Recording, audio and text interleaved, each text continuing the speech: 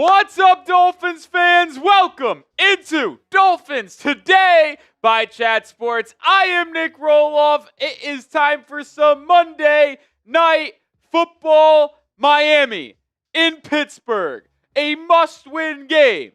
Even if you don't think the Dolphins can make the playoffs, which it is not likely to be in the cards for this year, it's still a big game, and we'll explain why throughout our tailgate portion of the stream. Miami is 3-point underdogs on the road against the Steelers. The Dolphins can be mathematically eliminated from the NFL playoff contention in 2025 with a loss today, but a win keeps those hopes alive just a little bit longer. It's going to be a fun night here in a frigid Pittsburgh environment. 6-7 Dolphins, winners of 4 straight, 5 of their last 6. 7-6 Steelers, who currently lead the AFC North and a half a game lead over the Baltimore Ravens. Lot to play for tonight, folks, and I'm glad you took time out of your Monday evening to hang out with us, and hopefully you hang out with us here for the entirety of the night. Welcome in, producer Coop, and shout out your city for me down in the comment section. Hour and 12 to go until kickoff. A little 8:15 action. How you doing, Mr. Coop? Monday night. Monday night. Very excited for this game. It's a cold one in Pittsburgh, Pennsylvania, as the Dolphins look to win their 6 out of their last 7 games, and I think they have a good chance of doing so tonight, Mr. Rowley. A 5th straight win would certainly have me fired the hell up, Mr. Coop. And I know a lot of people after the events that transpired yesterday in the National Football League, which if you are just joining us and did not watch our content we put out last night, well, it was as bad as possible. The Bills came back and beat the Patriots. The Cardinals lost to the Texans. And what was the third game that we needed? Oh, the Texans won, the Bills won. Oh, and the Chargers beat the Chiefs. And that moved the Dolphins' playoff chances, even if they won out to 10-7, to 2%. Disaster. And they actually could have basically been eliminated if the Colts beat the Seahawks. They can be eliminated if they lose tonight. Let's hope the Dolphins are eliminated from the playoffs today. But shout out to Paul in Sarasota, slaying Cat in Boca Raton, Tyman in Ohio, Austin in Cleveland, Ohio, North Palm Beach for Ned Davis, Austin, Texas for William. Shout out the 512. BB in Lincoln. Lockport, New York for Hot Dog. Travis says phone.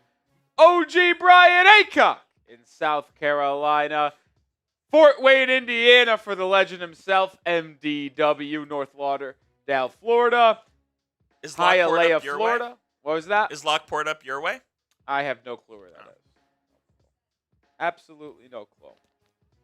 Wasim in Irvine, California, Pennsylvania, Naples, Florida.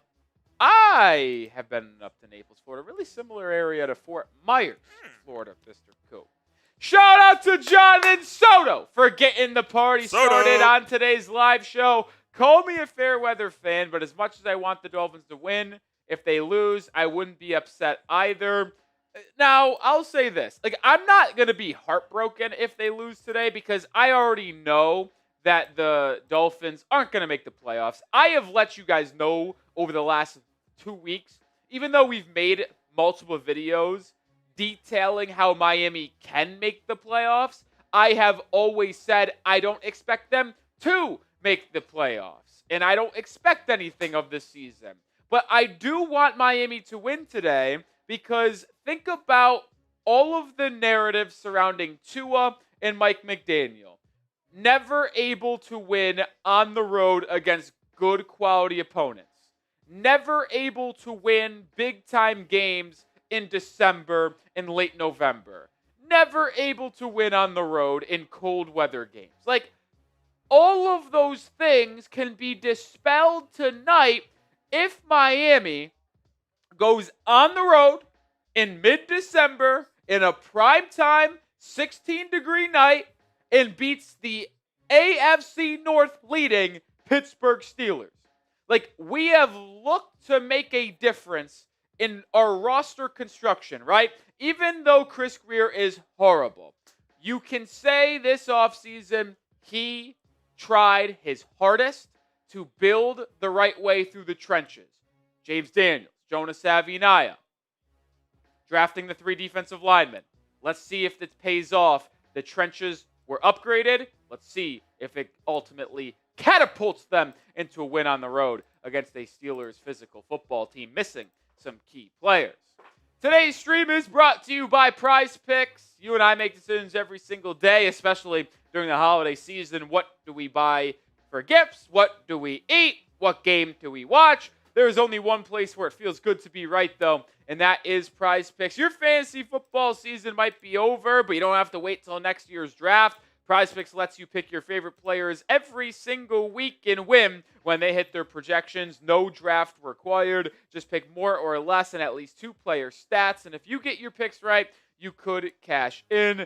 My entry for tonight's game: more than Devon Achane rushing yards, less than Jalen Warren rushing yards, and less than Malik Washington receiving yards. That's my 3-player entry for today's game. I also, you want a sneaky one? Think Ollie Gordon reaches pay dirt tonight. Download the PrizePicks app today and use code CLNS to get $50 in lineups after you play your first $5 lineup. That's code CLNS to get $50 in lineups after you play your first $5 lineup. PrizePicks, it's good to be right. Shout out Wasim Cut. How's it going, Wasim? There's something great about cold weather football. Well, that might be able to be said for you, Mr. Wasim Khan, but for the Miami Dolphins, it has been something that terrifies most Dolphins fans and people inside the organization. You hope that is not the case today. You hope we get to see how Miami has built this team into a more physical, beat you up in the trenches, and I hope to see it come to fruition. Wait, what just happened? Wait, hold on. Give me a second.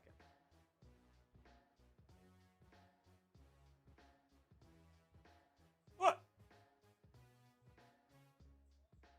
Barry Jackson might be on drugs. He just tweeted out, and this is why I said this is Heat related, sorry, but he goes pregame reading with Hero out tonight, toe. Nikola Jovic discusses decision about the Heat not playing him in the rotation. He's literally starting tonight. Tyler Hero. So Barry Jackson's on drugs.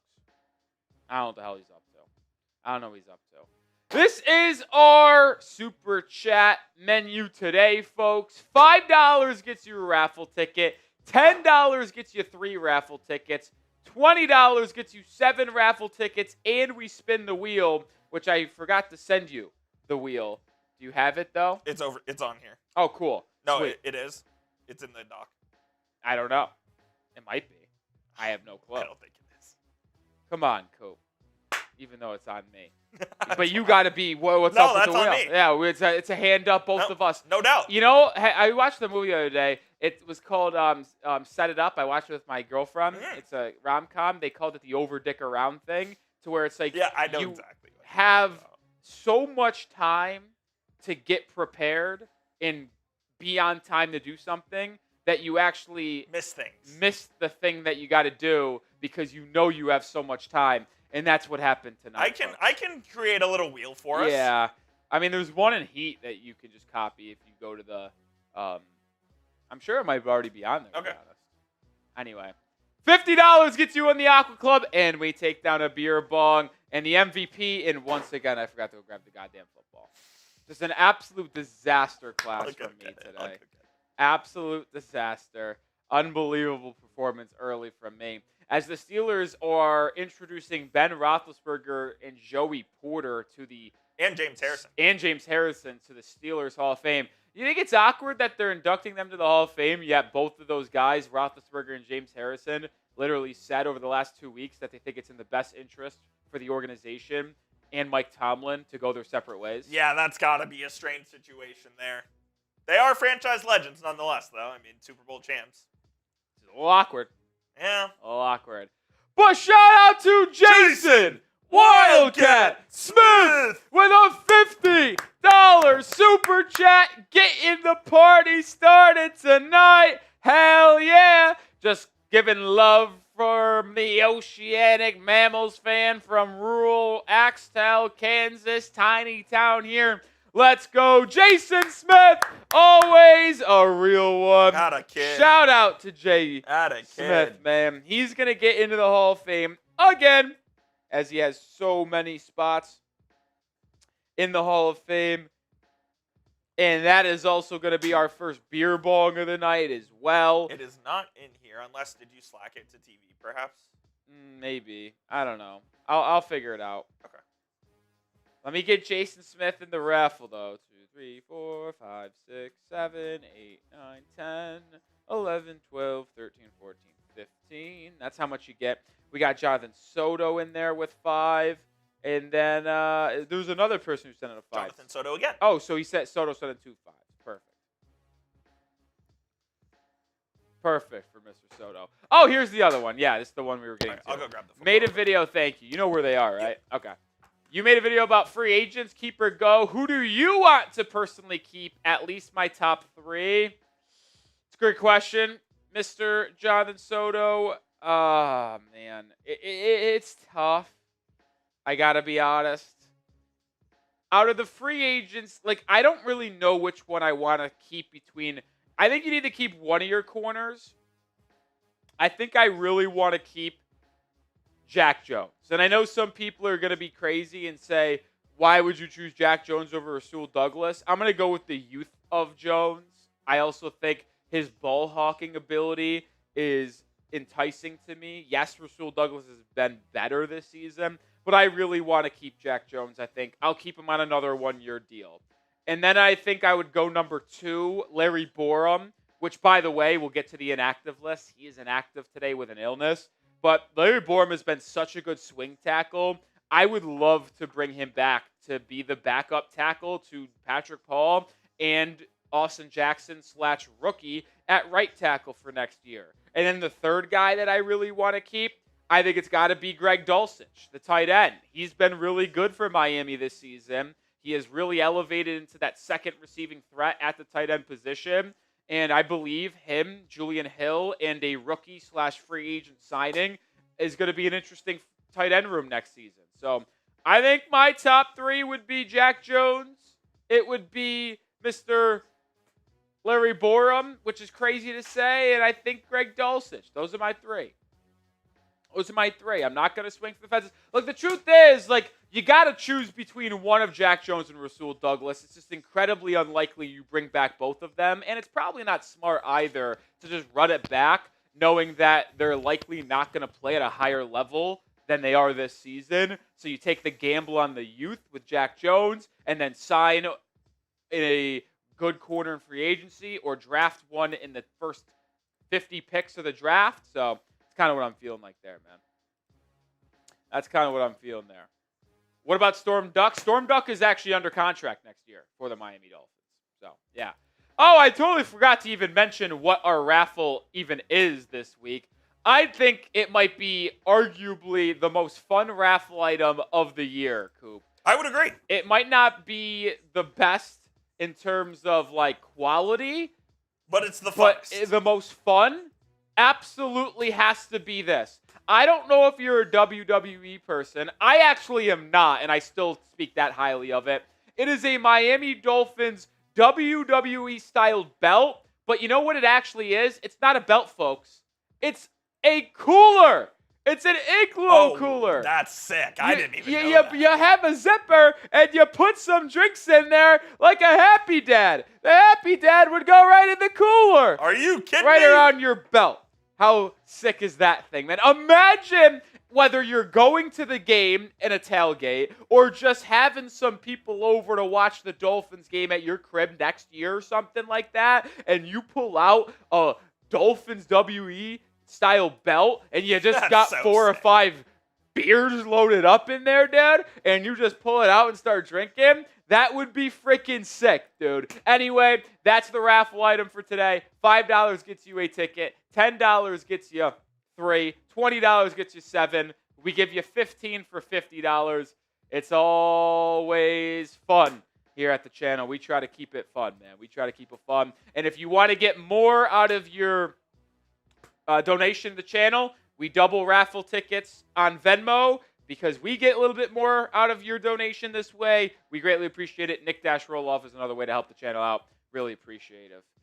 Who you got? MIA for the Dolphins, PIT for the Steelers. And while you guys start to do that, it's time to take our first beer bong of the day. Shout out to Jason Smith. Shout out Wildcat Smith. First one of the day, Wild Cherry in the building. Shout out Jason Smith. I see MDW with the MIAs.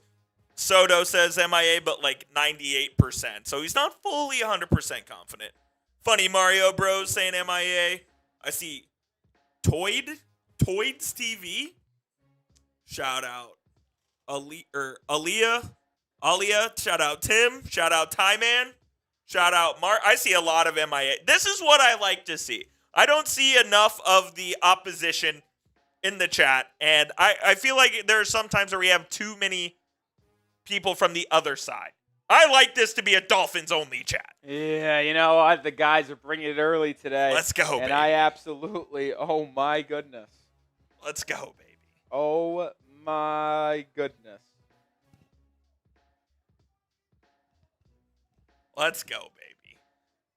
Oh my goodness. With a kiss. With a touch of kiss off the glass. By the way, bad look for you, Coop, and I'm directing this at you. Did you see my tweet about Joe Klatt earlier today? No. I did not. Joe Klatt said the NCAA tournament is the dumbest tournament in professional in all sports. Shocker coming from a shill that is a college football. Oh, he is I a have shill. declared war on college football. Yeah, you hate it. And I hate Joe Klatt now, too. I hate Joe Klatt, too. You know who I could never hate, Mr. Cope? That would be OG Brian Aycock! Bang!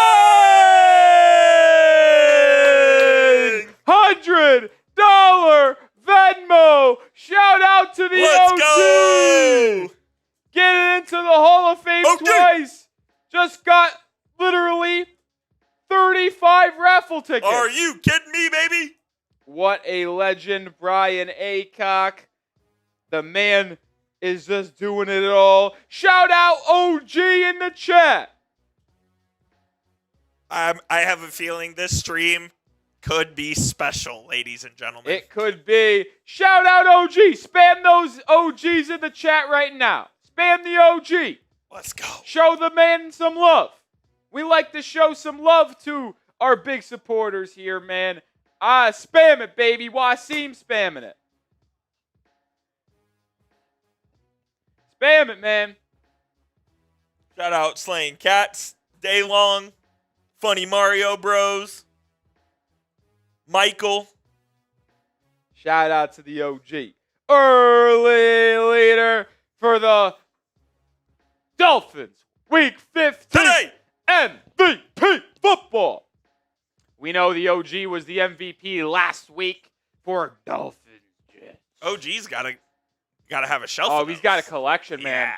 I would like to think, and I know it's probably not the case, but I think it would be fun if it was, if OG just had literally a case like in his man cave or wherever he watches Dolphins games for the most part, and it literally just is all the balls that he's won throughout the time. That'd be awesome. He's probably got at least spanning over the last couple of years since we've implemented the Dolphin MVP football. I think because I've started this. This was not a thing prior to me hosting the channel.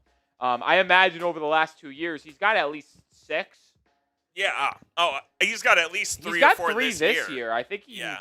I don't know how many he got last year. Aycock, honestly, I would love to know how much you have MVP footballs. And right now, you would be in the leader right here as well. Shout out to you, Mr. OG. Funny Mario Bros. I do. He just said in the chat 5. So I thought I overshot it by 1. He's got 5. 5.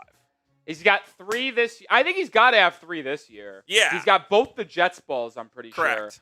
And he got one another one in there. I forget what exact game it was, but he does have another one. And that makes sense he has 2 because Achane came in massive at the end of last season. He was the MVP late in the year, I think, against the Jets. And I think he was the MVP either in the 49ers game or Browns game late last year, if I'm not mistaken. Let me know, I feel Achane. like one of the ones I did at the end of the year. Yeah. I think he was the MVP because they played the Jets in the final week of the year. I think he won MVP. Yeah. And I think he won it either in 16 or 17. He might have won back-to-back with the Browns game in Week 17. Yeah, I don't know. But here are the inactives for tonight's game. Miami Dolphins, Quinn Ewers, emergency third quarterback. Elijah Campbell, out. A.J. Green, out. Larry Borum, out with an illness for the Dolphins. They elevated Keon Smith from the practice squad to the game day roster. Kendall Lamb is active, so he's likely going to be your swing tackle. You have 2 backup interior offensive linemen in Keon Smith and Daniel Brunskill. Taj Washington, Matthew Butler have been healthy inactives in each of really the last 2 or 3 weeks. We've not seen any changes really in the inactives. Larry Borum is really the only notable one, if you will, for Miami. And honestly, it shouldn't even matter anyway because you hope to God he's never needed to play because you have Austin Jackson and Patrick Paul at left tackle and right tackle, and none of them get hurt and have to leave the game. For the Pittsburgh Steelers, though, it certainly changes slightly. They are missing a lot of key players. James Pierre, who has actually been playing at an elite level this season. He has been the best corner for Pittsburgh, better than Jalen Ramsey, better than Joey Porter Jr. He is out, which means Asante Samuel Jr. is getting a start at corner for the Pittsburgh Steelers. TJ Watt, obviously we noted throughout the week with that lung injury, out for tonight's game. And then the game time decision, arguably the biggest inactive here, rookie D lineman from Oregon, Derek Harmon. He is missing his 3rd straight game. The reason why I said it's arguably the most important, what has happened the last 2 games with Harmon out of the lineup for Pittsburgh? Disaster. 249 rushing yards for the Bills, 217 rushing yards for the Ravens. So they're missing arguably their best edge rusher, one of their most important defensive linemen, and then their top corner as well. That defense in that front, it's an opportunity for Miami to really have success running the football today. So let's hope that ultimately comes to fruition. I know a lot of people are going to be asking about the weather in today's game. Weather forecast. Now, things obviously are subject to change. We are not weathermen, but the temperature is currently slated to be 13 degrees at its lowest point tonight. It looks like it's going to range between 13 and 16 degrees. Winds up to 8 miles per hour. Could be having some gusts in the teens potentially, but not a ton of wind in Pittsburgh today, which I'll say is a pretty lucky break for Miami. Yeah, it's freezing freaking cold, but if there's not a lot of wind, that makes it significantly easier to throw with physical, or not physical, throw with velocity was Zip. the word I was looking at. Zip is another one, Coop. And the precipitation percentage is only 6%, so very mild conditions. It's just cold. Not really any snow. There's no snow on the field. There's no flurries. Low chances of flurries today. And there's not much wind either. So it's just cold. So not the worst thing in the world for Tua and the Miami Dolphins. No excuse. But I knew you guys were going to be very curious about the weather forecast. So that's what it's like in Pittsburgh on a nice little December 15th Monday night. If you want the Dolphins to get a win tonight, hit that thumbs up icon. We got over 220 people already in the building hanging out with us. Shout out to all of y'all, but we need to get the triple-digit likes. ASAP. Come on. We got 69. Come on. Hit that thumbs up button. Hit that thumbs up button. Revenge game for Minka tonight. Yeah, revenge game for Jalen Ramsey. Revenge game for Jonnu Smith. Only for Minka. Revenge game for Minka. Why is it only for Minka? Because he's the one we want to do well. Well, obviously, but I mean, there's a revenge game on multiple parties here. Multiple parties. Kate Angel says, Rolly, I'll be watching the Heat Raptors. Yeah, I got my screen right here with the live chat. I've got my computer here, which is where I write down the raffle tickets. I also have the Heat Raptors stream pulled up. I'll monitor the game. I'm not going to be talking about it whatsoever, but I'll try to check the score and see what's going on. They have been playing poor basketball. They're actually similar to Miami. Each team coming into this game, 4-game losing streak. So, interesting game. Slaying Cat says, thank God it's 66 degrees in my area. It's cold here. I couldn't agree more. Come on, we got to get to 100 likes. Yeah, dude, it is cold. It's freezing in Dallas tonight. It was 30 degrees, or about 35 degrees this morning, but it's going to heat up. How about next week, Coop? It's supposed to be no lower starting Saturday to next Wednesday, no lower than 65. It's unbelievable. Saturday being 75 and sunny is so chills. My parents, by the way, couldn't be more thrilled about that. They have had, I don't know if I told you this, they've had the worst luck when it comes to weather. It's either rainy all weekend they visit or it's cold when they come in December. They're getting low 70s, high 60s That's so weather. sick. So, yeah, they better enjoy it. They better enjoy it. They better enjoy it. I love living in Florida. Yeah, I wish I was living in Florida. Appreciate everybody for getting to 100 likes here. We're going to do our first key to victory, and then I want to check in on how we're doing in our Super Chat battle. Those Steelers boys, they know how to get down, so it could be a tough uphill climb for us today. And they know I'm on the other side. Yeah, this is going to be a tough one for us. We're going to have to bring our A game if we want to beat the Steelers Talk channel and Jack Sperry in a Super Chat battle. Coop, obviously, he's been the producer of Steelers Talk for the last 2 years. So those boys are fired up to go against Coop and myself tonight in our Super Chat battle. I can only hope we can stay in as long as possible. We'll see if Mr. Ponzi knows how to check his Slack. Yeah, but anyway, first key to victory today for the Miami Dolphins. You cannot abandon the run.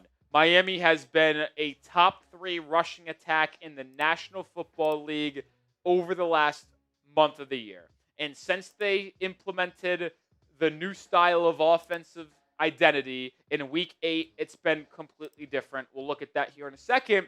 But we're going up against a Steelers defense that has not been good against the run all year long.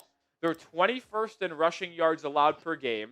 They're 27th in run stuff percentage and EPA per rush. And they also allow 3.22 yards after contact, which is 22nd in the NFL. So they have not been good at getting pressure and generating a run stuff ability up front, but they also haven't been good at bringing ball carriers down on first contact. I mentioned it a little bit earlier. No TJ Watt, no Derek Harmon. So now they're getting even more thin up front on that defensive line. It's a defensive line that has been thrashed over the last 2 weeks against the Baltimore Ravens and Buffalo Bills. If Miami wants to win this game, they're going to have to control the clock. They're going to have to dominate at the line of scrimmage and run the ball down Pittsburgh's throats. And this is something they should be able to do. They built the roster and changed their play style to have more success in these style of games where it is 13 degrees in a night game in Pittsburgh. They utilize 6 offensive linemen a lot with Daniel Brunskill. They've been 10th in EPA per play since Week 8. 3rd in rush EPA. 3rd in rush success rate. 7th in overall offensive success rate. They certainly have an opportunity here to dispel a lot of narratives about them being soft Southeastern players and go out and get a win on the road in 13-degree weather. They have the mindset and they have the ability to. We just need Mike McDaniel to commit to the run and to also not get cute when you get inside the 20 to now throw the football. Got to stick with the run. You just have to do it. You just have to do it. Oh, is this accurate? It is. I'm a little bit stunned. We're up a good old 72 bones over the Steelers Talk channel and Jack Sperry. So let's hope to keep this up today. Shout out to Acock for getting us up in front with that $100 super chat, and Jason Smith. Those two guys coming in massive early here. Shout out to all of y'all for hanging out with us here. It's going to be a good time, man. It's going to be a good time.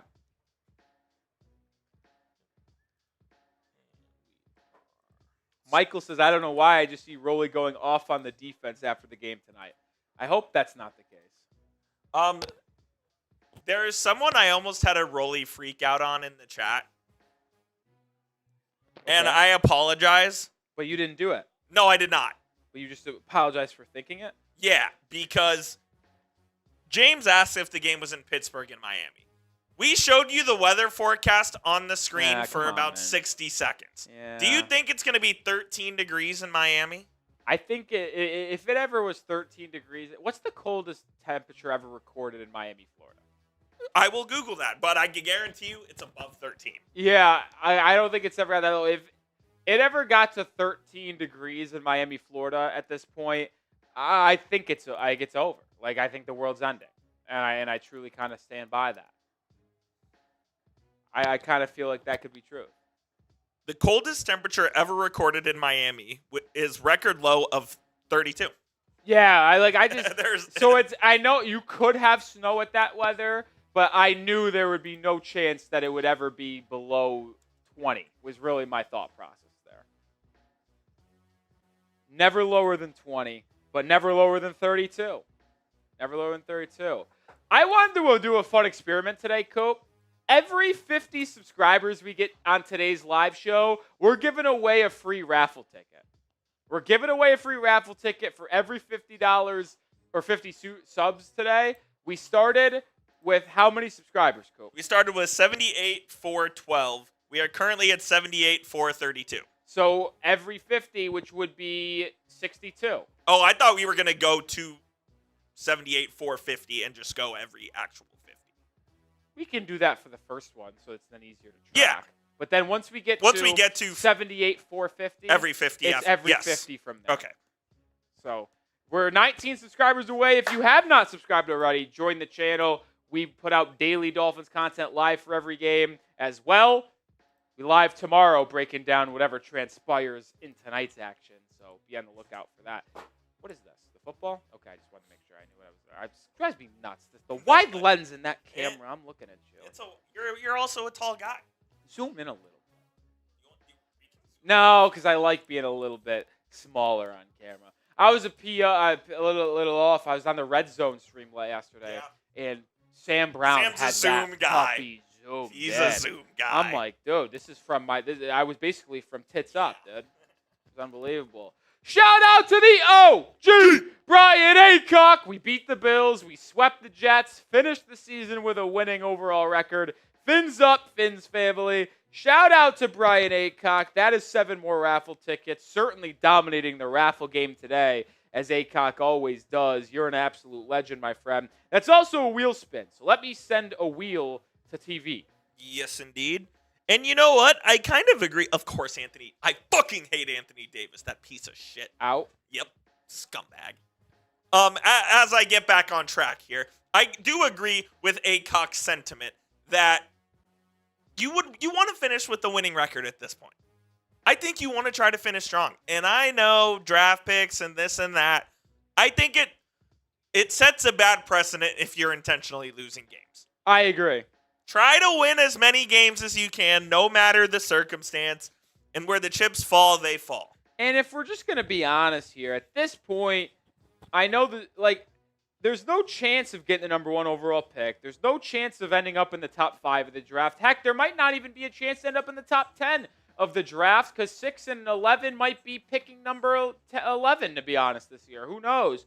So, to me, at this point in the season, you just got to say, let's go out and let's see the young guys improve. Let's see this style of football where it's run first, physical at the line of scrimmage, and let's see if we can go get some wins in big games where you're on the road against a playoff caliber team in Pittsburgh. In Week 18, you're going to be on the road against the New England Patriots in a game they will likely need to win the AFC East or potentially get the number 1 overall seed. So why not go play spoiler for Pittsburgh? Exactly. Why not go play spoiler for Tampa Bay in Week 17 and New England on the road in Week 18? I know people are going to talk about the draft order. Who gives a fuck? You could find a superstar caliber guy at pick 20 in the same exact rate as you can at pick 8. Think about this, Coop. Marvin Harrison Jr. was a thought of no doubt guarantee hit. Yep. 4th overall pick in the 2024 draft. Yep. I'm not going to say he's been a bust, but he hasn't been better than Neighbors when both of them are on the field. No, Heck, he hasn't even better than Roma Dunze. No. There's no such thing as a guarantee in the NFL. That's what I've learned. So just trust your scouting department to go get a good player wherever you're picking and leave it at that. That's kind of my thought process, Coop. I absolutely agree. You're going to find a good player. I have there's no doubt in my mind. Now, I do want to preface this as well, though. If we were 2-11 right now going into this game, yeah, I would absolutely be rooting for losses.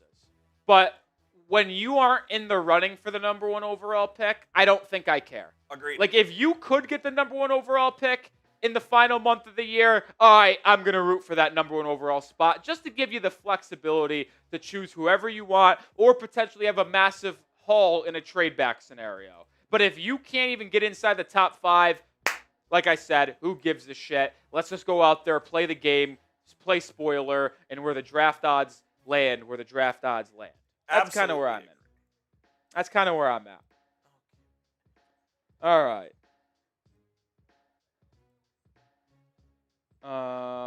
Give me a second here. Yep, you are good.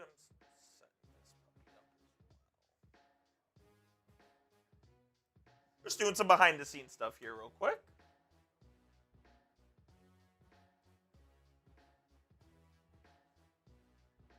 All right, I officially am going to send you the wheel, Coop. It just went to TV.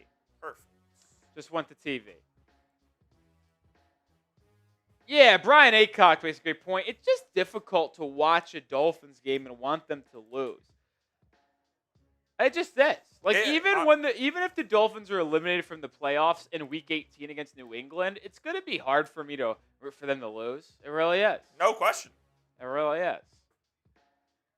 Oh, look at this little fella. The current subs, recent subscribers. Shout out to Swaggy, Darius, Brandon, James, Jermaine.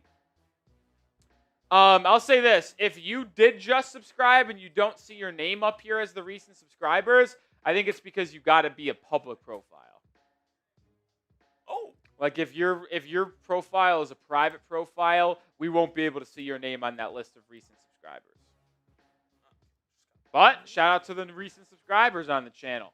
Like I said, join the family here at Dolphins Today, and if we get every 50 subscribers today, we're giving away a raffle ticket for our Dolphins WWE cooler belt. Thing's sick, man. Thing's sick. All right. Coop's got the wheel ready to go. We owe a wheel spin for Mr. Brian Aycock. So, Coop, when you're ready, spin that wheel.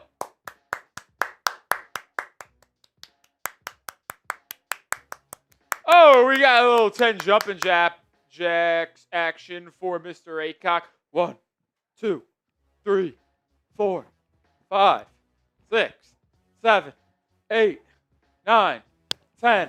Coop's trying to do fake jumping jacks. I don't see him doing anything over there. He's just going like this. I'm sitting. Get up and do some jacks. The camera doesn't let me. Get up. By the way, fun note, I didn't know this until just now. Dolphins have played on Monday Night Football. This is their 91st game on Monday Night Football. Oh, my. That is the most in NFL history. This is a hilarious super chat from Soto, by the way. Hey, Cock, if I send you my Cash App, why don't throw me 100, JK. Jonathan Soto, you're a funny guy.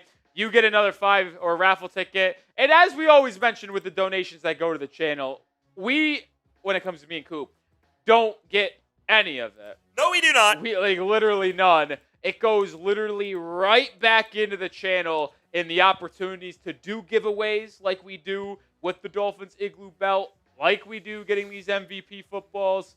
So just want that on the record, man. Just want that on the record. that we do not get any of it. It goes right to the channel to help us do giveaways, go live more, and have more opportunities, man. Yeah, when you do your jumping jacks, I do my sitting jacks. Yeah, Coop's a sitting jacks type of guy, man. He's a sitting jacks type of guy. That's good stuff. You're cracking me up, man. That's good You're stuff. cracking me up, man. I can't take credit for that. Someone in the chat said it. Oh, really? Yeah, Anyone remember pop-ups? Those you talking about the thing where you like push it up and it's like like a lollipop. Like the ice cream? It's like a light. Oh, maybe that's what he's talking about. I thought he was talking about like the things where you push up and it's like one of those like red or blue like hard candies where you suck on. Not ring pop.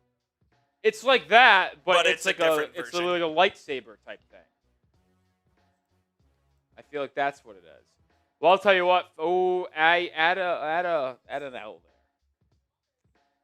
Add an L.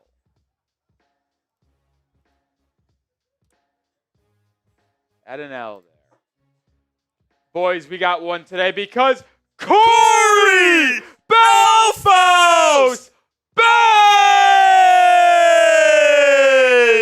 A 125 Venmo, the new leader for the Hall of Fame MVP Are football. you kidding me? Corey Belfast. He's in the building saying evening, boys. Evening to you, Corey. Shout out Corey. We got a beer bong race coming your way for that, Coop. We got to do it. that. Oh, absolutely. We got to do that. Corey gets 2 spots into the Hall of Fame. I'm going to run out of stickers soon, and it might be tonight because after that, I only have 1, 2, 3, 4, 5, 6, 7 stickers left, and we might have to put an order for more.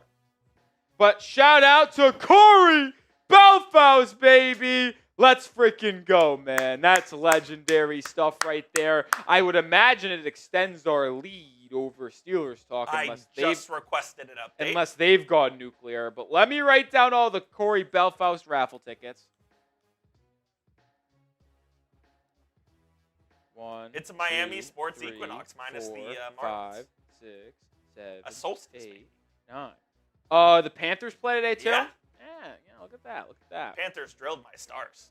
Well, your stars don't compare. Stars No one don't does. Compare. Yeah.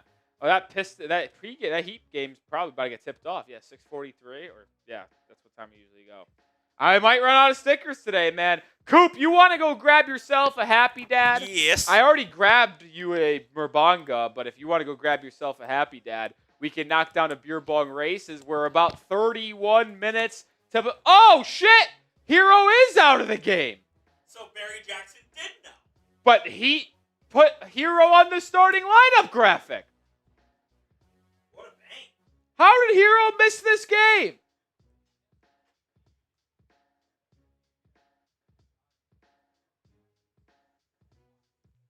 How does that happen? How does Tyler Hero miss that game, man? How is he, like, you don't play for a while and you just miss it? Like, what's going on here, man?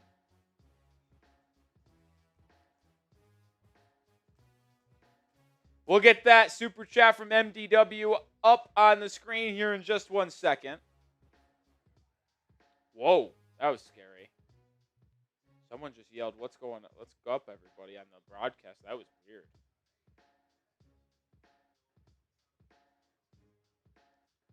That was weird. But, man, Coop's going to get a beer for him.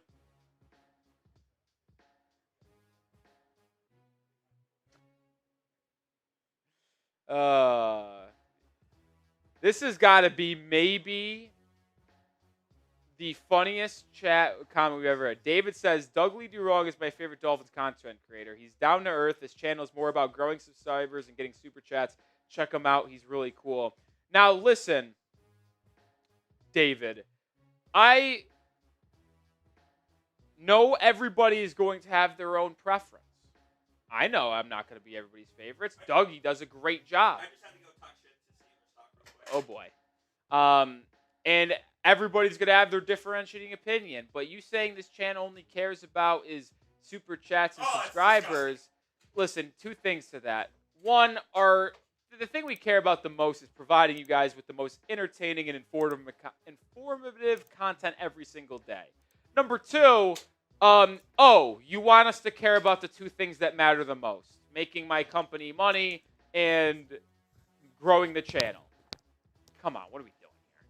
Of course, one of the biggest things we're going to care about here is growing the channel and earning more money so we can make the channel better.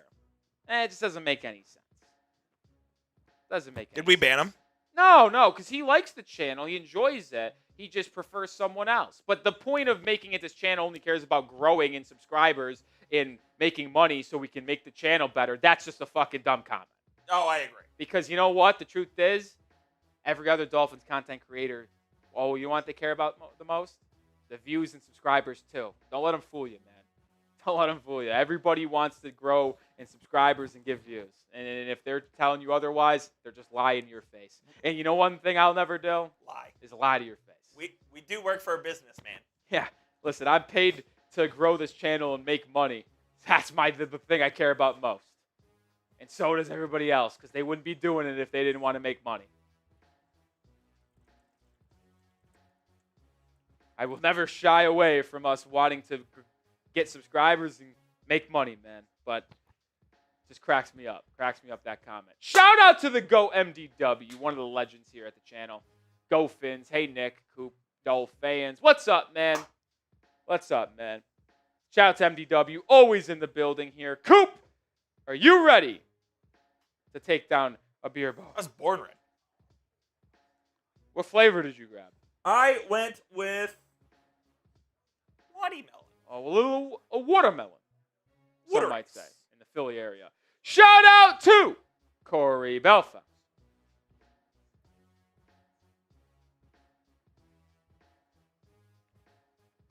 Did you pour like half an ounce? You're just mad that I'm bringing my A game. There was something nefarious there. They're just got to bring out the best of me. I'm not losing the Coop once. I guarantee it. If we lose another, I guarantee at least one victory by myself tonight. Never mind. Listen, David, I don't have a problem if you prefer a different content creator, but the idea that it's a bad thing that all we care about is super chats and subscribers is crazy. It's also not the number one thing, but what's this for?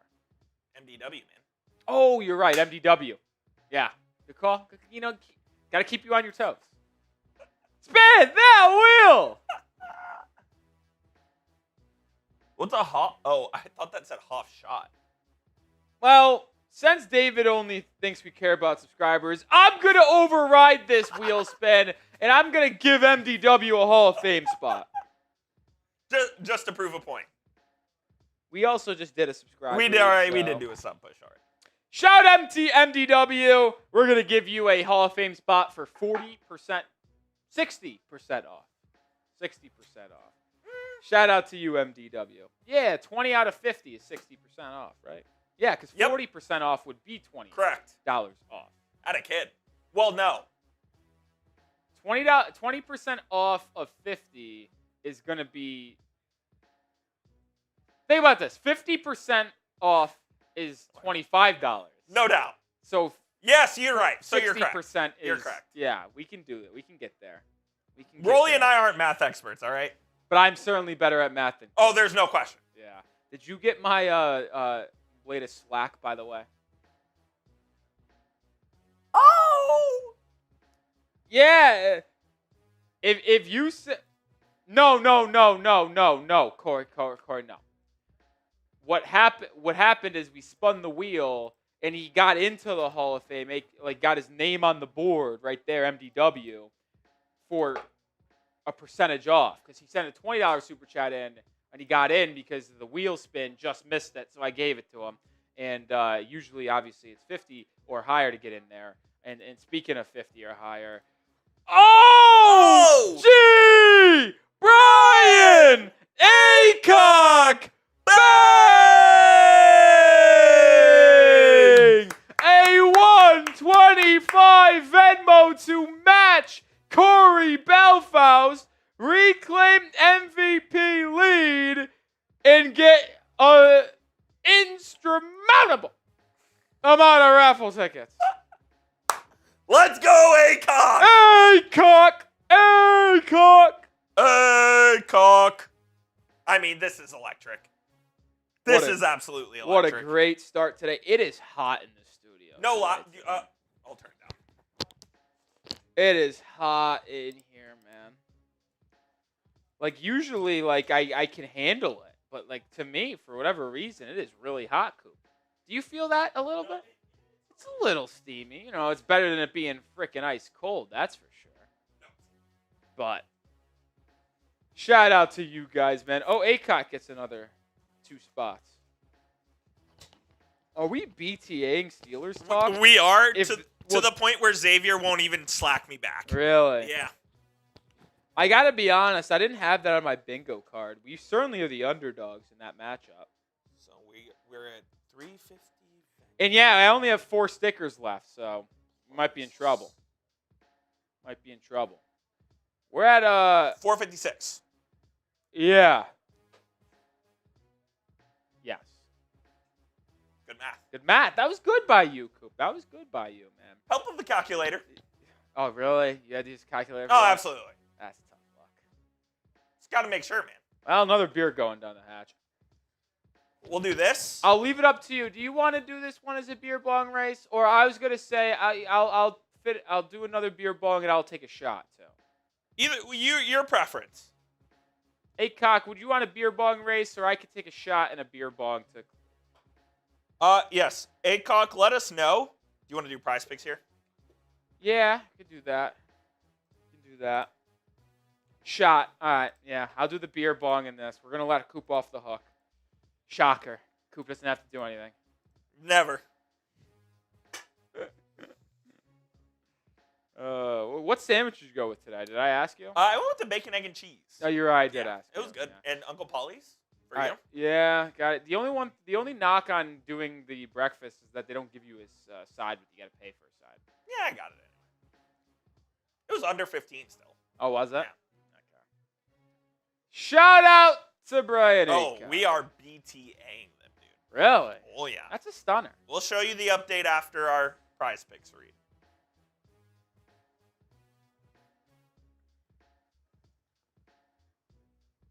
Let's go. Rolly's not drunk yet. What's going on in the chat, though? I'm seeing long. Yeah, I don't know what we're. Yeah, I don't know what Acock's talking about what there. What are we doing here, folks? I love it though. When the chat gets off the rails, I mean, it's always. I mean, there's not many people. We still got a lot of time to go. 3:35. But what? Or we still got 20 minutes till kickoff. But what is going on in the chat? Oh, Killa's making cinnamon rolls. That sounds. Fun great. fact: roll-off family tradition. Christmas morning, cinnamon rolls. No shit. Ours is monkey bread, which is basically. I love That's what we monkey do. bread. Holy Dude, fuck! it's That's so more good. of a Easter thing for the roll-off family. Oh really? Okay. Yeah, it's an Easter thing. But my mom, and we do a small Christmas morning. It's just me, my parents, and me. But we do a brunch puff. Have you ever had a brunch puff? Maybe. It's eggs with bread, bacon, some onions in there. Yes. It's it's almost like an egg bake. We call it something else. I can't remember what we call it. Yeah, call it but brunch puff, and then cinnamon rolls. We wake up, we have that, we exchange gifts, and then we ride on the couch. So good. It's the best. How about the NFL banking on all these Christmas Day games and them just being horrific? Yeah, they're all bad, right? You have Cowboys Commanders to kick it off on Netflix at noon. You know Netflix is pissed. And then you have the Lions and Vikings. That's it's intriguing. And then the Broncos Chiefs. Ugh. It's a doom. The NBA will be consumed on Christmas Day. I'll say this. I don't know if this is my NBA brain working or not, Coop. Objectively, I don't think you can say there's a better game during the entire day than Spurs Thunder. No, absolutely not. That's I the can't second wait for NBA that game. rematch. That is without a question the best game of the day. Absolutely. Oh, CJD with a $20 super chat. D. Let me go get CJD. CJ says, I was hoping for highest draft pick, but the way this season has gone, or with the way this season has gone, Mendoza. But I got to say, McDaniel is proving himself. You are right. This is the biggest game of his career. Yeah, and like I said, a lot of people are probably going to have these comments of, I've kind of alluded to it throughout the week. If the Dolphins come out in this game and look really good and win, I think I will then jump on the train of, all right, let's give McDaniel another year, bring him back in 2026, because he would finally be able to show us that he's building this thing in the right direction, right? They get a big win on the road against a playoff caliber winning team. Mike McDaniel has a 4-15 record against teams above 500 in his career. Another opportunity to get a win here. Obviously, it's 13 degrees. So it's a big game in December to keep the playoff hopes alive, potentially. So, the truth is, all of the struggles and narratives around Mike McDaniel can be silenced to a degree with a win tonight, which, if he does that, it shows me that this thing might be heading in the right direction, and we should bring him back for at least one more year. No guarantee past 2026, but since Tua's going to be here next year due to his contract, there probably isn't a better coach to give you the best chance at success in 2026 other than Mike McDaniel, if he can win tonight's game. But if they lose, they fall flat, they have another poor performance in a cold weather game on the road in December, well, then I'm just going to say it's just more of the same. It's never going to change under Mike McDaniel, and you might as well move on from it now. Tonight's an opportunity for McDaniel to show me that this thing is changing and we are heading in the right direction. And that is why tonight's game really does hinge his future for me. I know some people might already be convinced that he should come back next year or he should be fired. But for me personally, a win tonight makes me believe it is in the best interest of the franchise to bring him back next year. A loss, it's in the best interest to probably just wipe your hands clean and move on. You think it's that black and white? It's that cut and dry to me. And I told Coop, maybe if this is like a battle, it's a close game the entire way, but it just doesn't go our way at the end and we lose, maybe you can convince me, all right, you can still try to bring him back. But it feels pretty cut and dry to me, man. It really does. It really does. All right, we got to tell you about our sponsor on today's show. Again, that is PrizePicks. The holiday season is here. We're making decisions on what gifts to buy, what games to watch, what to eat. And while we're all doing that, there's only one place where it feels good to be right, and that is PrizePicks. Your fantasy football season might be over, but you don't got to wait until next year's draft. Just pick your favorite players and win. When they hit on their projections every week, no draft required. Just pick more or less on at least two player stats, and if you get your picks right, you could cash in. My entry for today's game, more than Achane rushing yards, less than Jalen Warren rushing yards, and less than Malik Washington receiving yards. Download the PrizePicks app today and use code CLNS to get $50 in lineups after you play your first $5 lineup. That's code CLNS to get $50 in lineups after you play your first $5 lineup. PrizePicks. It's good to be right. Shout out to everybody hanging with us here in the chat so far. 15 minutes until kickoff as we get it to the top of the hour here in just 10 seconds. Nikola Jovic playing, and he just got absolutely murdered. To where he's going to be out probably for multiple weeks. Stop. I literally looked down in 1 second. He's in transition trying to do a dunk, and he just got cracked to the ground and landed so hard on his tailbone, he's probably out multiple weeks. Nice. We got Drew Smith waving for the trainers to come over to him. The guy's done. Unbelievable. For my Dolphins and Heat fans out there, our guy Jovic, who I've really liked, has not been having a good year, finally gets into the game, and he just got absolutely hammered, and he's probably done for a while. Wow. Like the aggressiveness going to the rim. Ooh. Hits that lower back hard, man. Not good. Not good. And his head snapped back. Oh, no, I don't know if it hit his head or not, though. We just want to go with all 4. Yeah, why not? Throw all 4. Keys to victory for the Miami Dolphins today. Oh, my goodness. The entire team's around him. What is this guy not able to walk? They're bringing... Oh, never. I should have said that. Stretcher's coming out.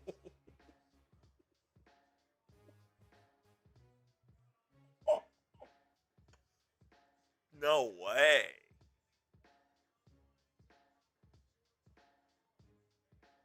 I got to tweet that out.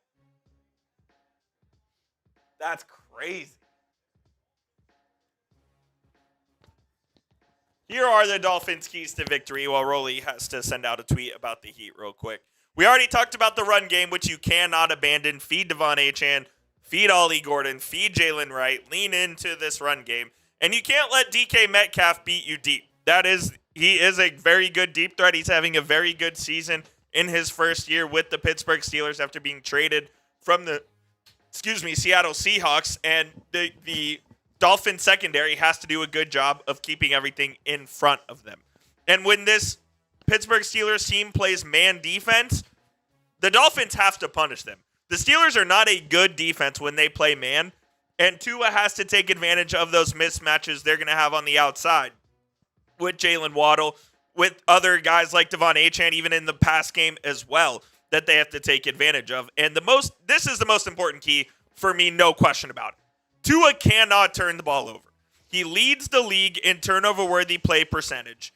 This Steelers defense is second in the league at almost 2 turnovers per game. Tua has to take care of the football tonight if the Dolphins want any chance to win this game. Yeah, I agree.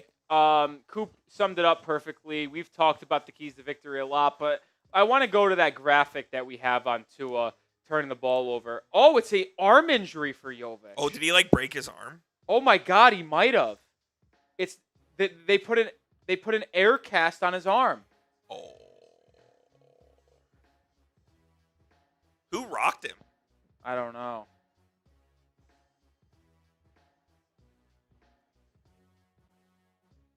That's brutal, dude.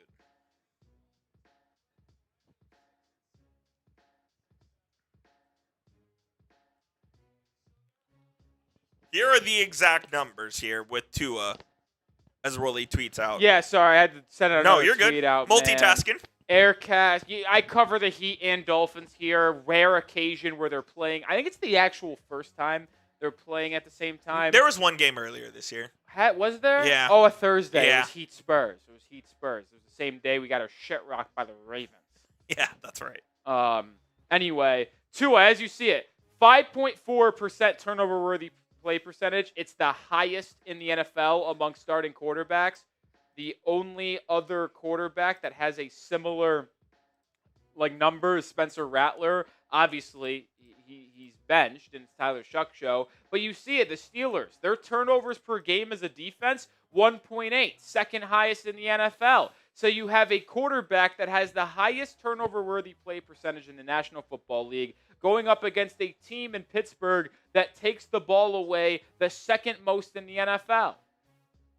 That's got to be a recipe for disaster for Miami, which is why it needs to be a game where he keeps the ball out of harm's way. I charted 3 turnover-worthy plays last week against the Jets, 3 against the Saints the week before. He cannot give the Steelers defense an opportunity to turn us over, because if he does, they will take advantage and we will likely lose the game. Predict the score. Yeah, I think he broke his arm. You want to do a short real quick? I can hop on if you want to. Honestly, that's probably a good idea. Yeah. I'm going to do a quick short here on Heat. I'm going to hop off, go film that, and be right back. Coop's going to take control, and then I'll give you my score prediction as we get ready for kickoff. Predict the score down in the comment section. Heat versus Steelers. Dolphins versus Steelers. I'll give you my score prediction right now. I am going to take the Miami Dolphins to win. Gonna go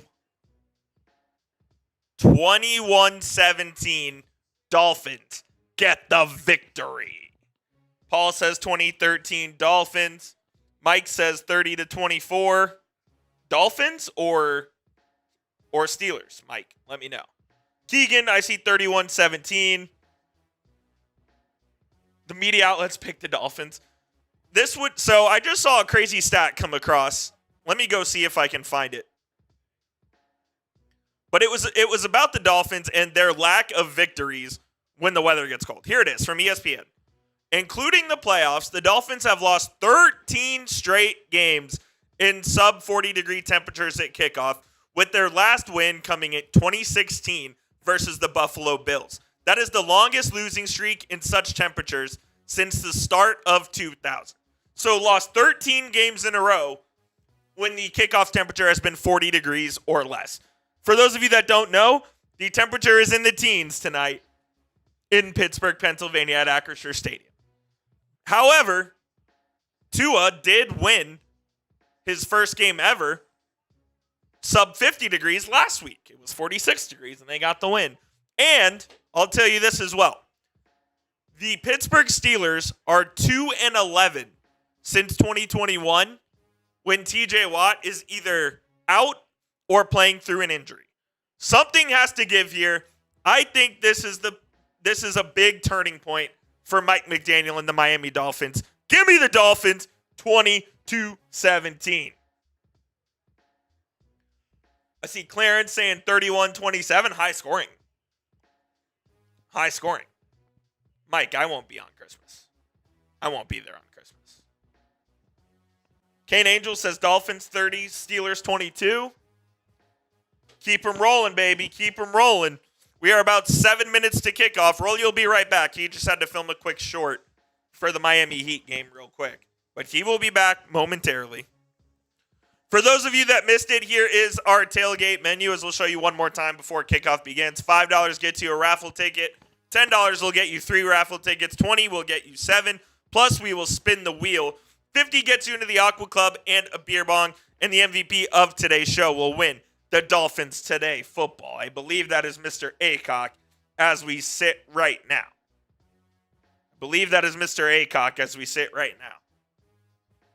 The raffle item, for those wondering, you wonder what are the raffle tickets for? It is this sick Dolphins WWE style belt that doubles as a cooler. So you're wearing the belt, but you also can stick some brewskis in there. I think it's awesome. Look, if I could win it, I would throw my name into the raffle myself. It looks absolutely sick. So go get you in the raffle right now to win this Dolphins cooler / belt thingamajig. All it takes is $5 to enter the raffle. And every 50 subscribers we gain on today's show, we will give away a free raffle ticket. So we'll check in on that. And I see Terrence Hill coming in with the 5. Terrence, you are in the raffle, my guy. You are in the raffle. You are in the raffle. Shout out Terrence Hill coming in with the 5. Appreciate you, my man. Appreciate you. Yes, Mike Tomlin is undefeated on Monday Night Football as well. 11-0, I believe. Is that right, Soto? 11-0? Mike, I will not be working on Christmas. I will not be there. Rolly will be back in just a second. He had to go film a quick short for the Heat channel. Sounds like Nikola Jovic broke his arm, for those wondering, which is not what you want, as he was just getting back into the rotation. So thoughts and prayers out to him. 5 minutes until kickoff. The Steelers are wearing their color rush uniforms tonight. Dolphins are in their white. I don't know what pants they're wearing tonight, though. All white tonight, says Mr. Roley, for the Dolphins. All right, I'm back. I just saw that, and we got a $5 super chat from Terrence Hill as well while you were gone. Terrence Hill, $5 super chat. You're in the raffle. Shout out to you, Terrence. Man, prayers up to my guy, Niko Jovic. I know some of you don't care about the NBA and might not even be Heat fans, but I am a diehard Heat fan, and I hope my guy is all right. This is hilarious. I forgot what your score prediction was, and mine was 1 point off from yours. Yeah, all right. This was my score prediction. As we asked for your score prediction, mine was 2017 Dolphins. I feel even more strong about that with Derek Harmon being out, no James Pierre for the Steelers, as well as TJ Watt being out in this game. What was yours? 21-17? I said 21-17, yeah. 21-17.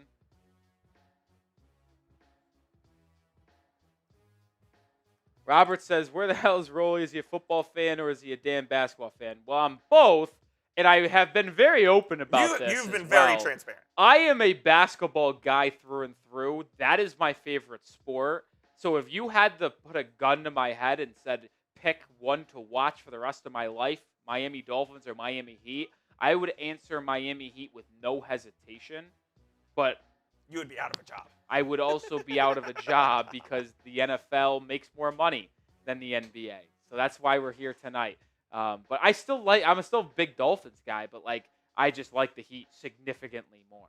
So sorry to break that to you. But I've been very open about that from the front. Very open about that from the front.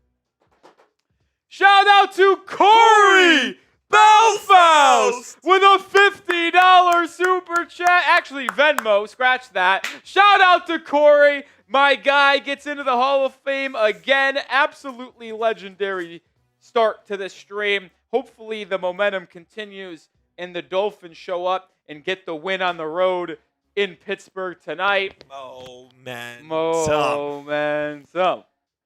What was the first stream you brought that up on? I don't remember. I think it was early in the year. It was early. Yeah. It was early. Was it against the Patriots in that comeback? Oh, that probably was it. Was it? It might have been. Shout out to Corey. Another B. beer bong, you're coming your way. Appreciate you, Corey. And if y'all are ready for Dolphins football, like the stream and spam those me's in the chat right now, baby. We are almost ready for Monday night. By the way, Coop, someone just said liking basketball more is crazy. It's watching paint dry. It is objectively a more stimulating sport than football. It is. Just from the pure basis that there is more action going on at all times. Absolutely. It's faster paced too, which is crazy.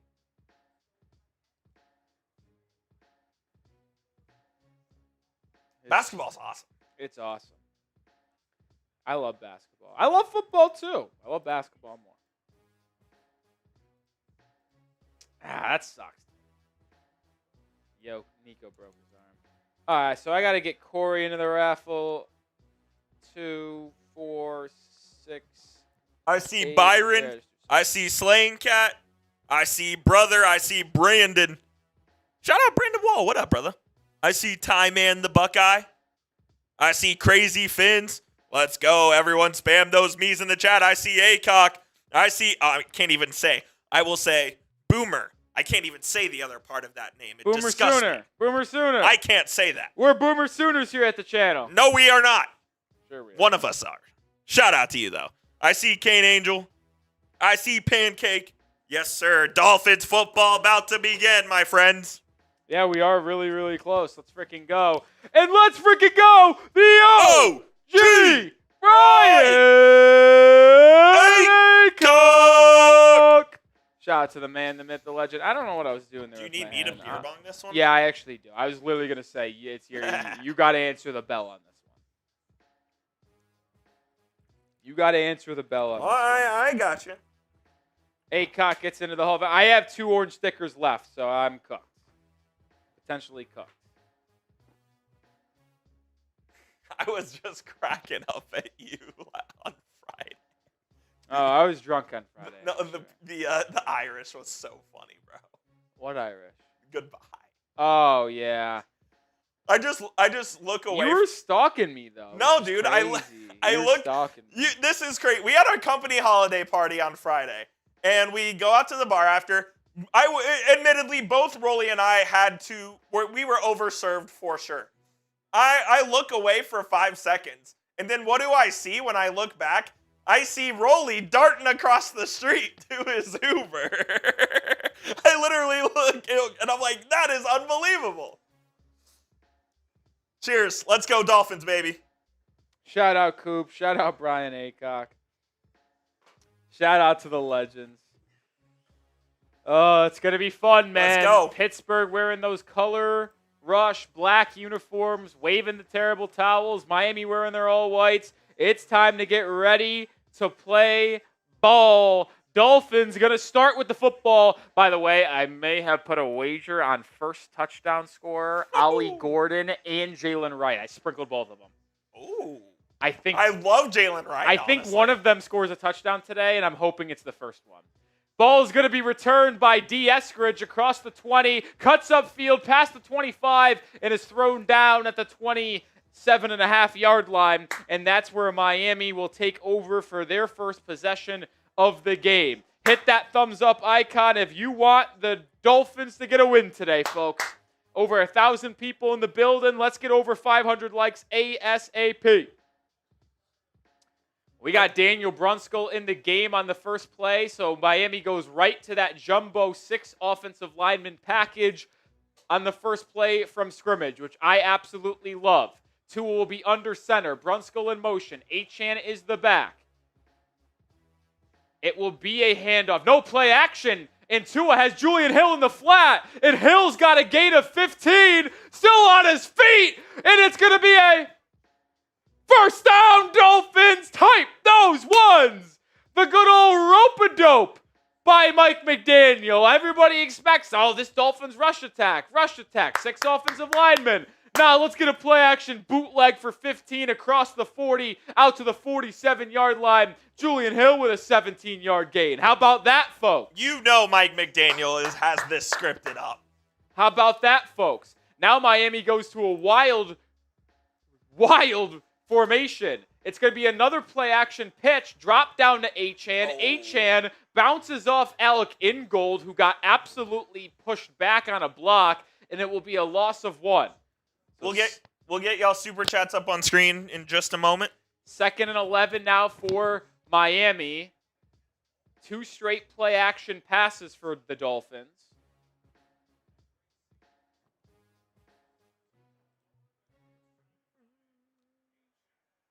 Now it puts Miami in a precarious situation. Do you run it on 2nd and 11, or do you try to throw it, or do you trust your rushing attack?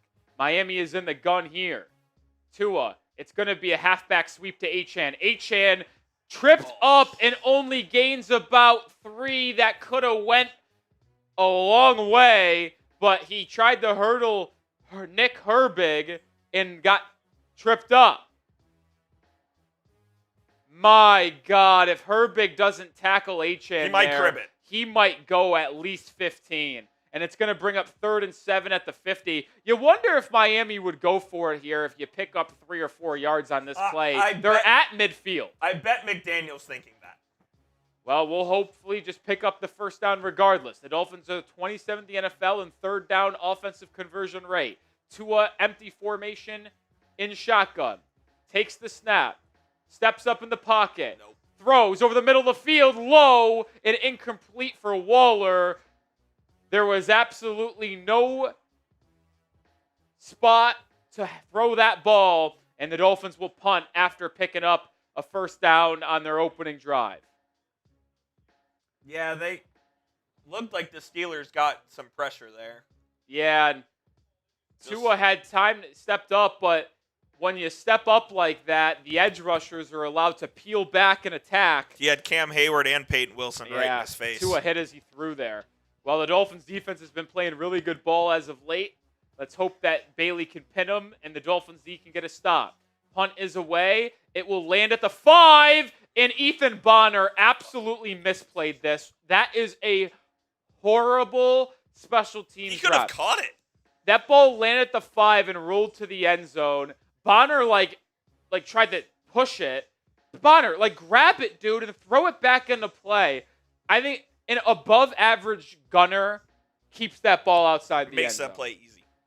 That's disappointing. Yeah. We got a super chat from Ronald. Shout out to you, Ronald. And then we got Soto as well. I'm a bigger Dolphins fan than I'm a Mavericks fan, but I like basketball more than football, if that makes sense.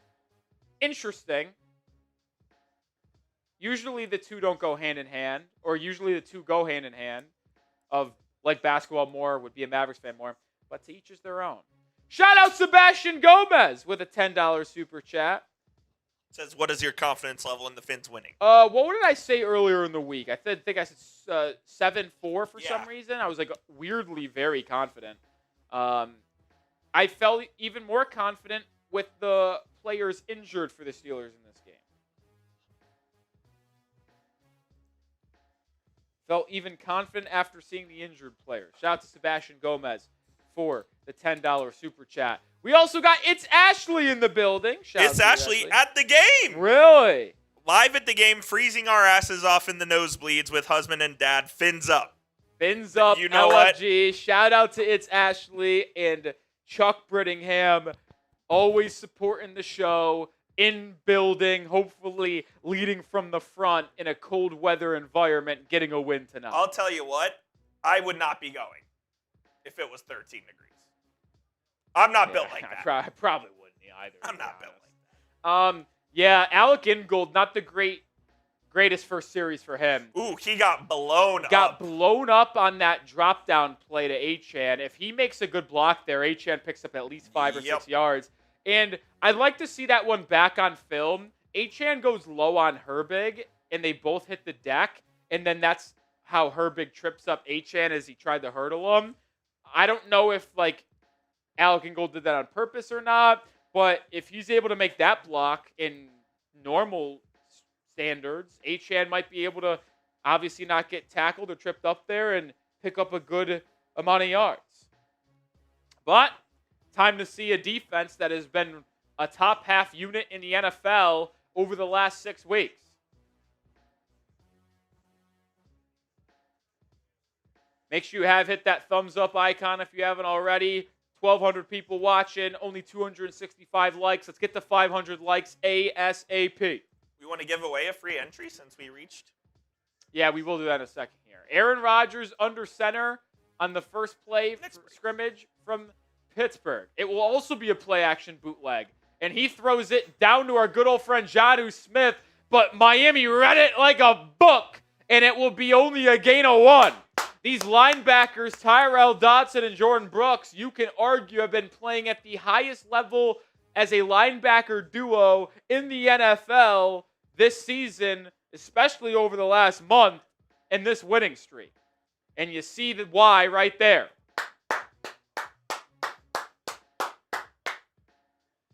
Second and 8 for Aaron Rodgers in Pittsburgh in the gun. Kenny Gainwell right next to the old man.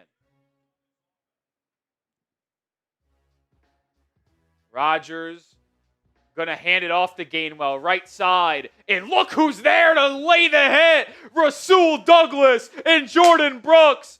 A gain of about a half a yard. And it's going to be 3rd and 7. Spam those threes. It's 3rd down. Also to note, Dylan Cook getting his first career start at left tackle. The rookie, or I don't know if he's the rookie, but he's out of Montana starting for Andres Pete, who has been filling in for Broderick Jones. So 3rd string left tackle Pittsburgh tonight. Rodgers, empty formation here on 3rd and 8 in the gun. Chop almost jumped offside, but got back in time. Rodgers to throw now. Drops it down to Kenneth Gainwell, and he is going to be a yard short of the sticks. It's 4th down. Good tackle by Douglas. And you imagine Pittsburgh is going to punt here, even though it's 4th and 1. And they will. Good job by Miami on 3rd and 8 to drop back, keep everything in front of them, and then Douglas and Brooks play that physical football that we've seen as of late to rally and make the tackle. And the Dolphins defense does their job instantly and forces a 3 and out. Now just no penalties so we can get the ball back. Seriously. Punts away, no funny business to this point. It will be returned by Malik Washington. It's a bad punt. It lands at the 30. Malik picks it up at the 22, makes the man miss, and now gets up to the 30-yard line. So a good heads-up play by Washington to scoop up the loose ball. A little shortstop back in the day making the play and picking up 8. Shout out David Crabtree with the $10 super chat. I would like the Fins to win. I would also like the Fins to win. 3 raffle tickets for David Crabtree. And then Tyler Brown says, where can I watch this game live online? Right here. Well, yeah, you could either find your local ESPN stream or you can hang out with us. So I always suggest watch the game, put it on mute, and then hang out with us here on the side. Now, by the looks of it, Tyler Brown from Australia. Do they show these games in Australia? Why wouldn't they? Right. That's what I think they do. Yeah, I have a hard time imagining not shown. But shout out to you, Tyler Brown. Shout out to you. Do you want to do prize picks here, or do you want to wait? Let's wait. Okay. Let's give away a raffle ticket. Yeah, let's do that. We owe a raffle ticket because we got 50 subscribers so far on the show. Every 50 subscribers, we're giving away a raffle ticket for free. So if you want a free raffle, we're going to need you to spam those me's. Get the chat rate moving, and in about 25, 30 seconds during this TV timeout, we're going to look down in the chat, pick a winner, and then you will get into the raffle for free. So start spamming those me's. Show me you want it. Show me you want it. Keep it going. I love what I'm seeing early. Keep it rolling, baby. Keep it rolling. Spam those me's. I'm seeing a lot of real ones. A lot of legends in the building today. I couldn't be more fired up about it here with us in Week 15 of the NFL season, baby. Couldn't be more fired up. Here we go. We're going to pick a winner in 10, 9, 8, 7, 6, 5, 4, 3, 2, 1. I saw it Landon. Landon 7x13. Shout out Landon. You're in. That likely will not be the only raffle giveaway we do for the stream, so stick with us. And if you want us to do another one, well, hit that sub button. Subscribe to the channel. All right. Miami picked up a first down and then punted. The Steelers went 3 and out. And Miami on the field here with their second possession of the game at their own 29, 30-yard line. Let's see if they can get something put together here. I'd like to see them start to focus running the football. They only ran it one time on that opening drive. Tua, I formation, Achane in the back. Julian Hill's going to go in motion. It's going to be a right run for Achane up the right side. It's a positive run for 7 yards. And now we go, baby. And now we go. See, that's why, I'm not going to advocate for running it on first down every time because you do not want to become predictable. But when you can really get ahead of the sticks by getting 5 yards or more on your first play on first down, it just sets you up for so much success the rest of that series of sticks, right? Under center, Tua again. Alec Ingold comes in motion. Tua changes the play here. Now Julian Hill goes in motion. It's going to be a toss to the right side. Achane has room, cross the sticks, into the second level, and he's going to pick up about 15 yards. It is a Miami Dolphins first down. Type those ones. Now, Alec Ingold had a hell of a block on that one. Yeah, Alec Ingold seals the edge here. What is that, Herbig or is it Highsmith? Herbig, yeah. It was Herbig.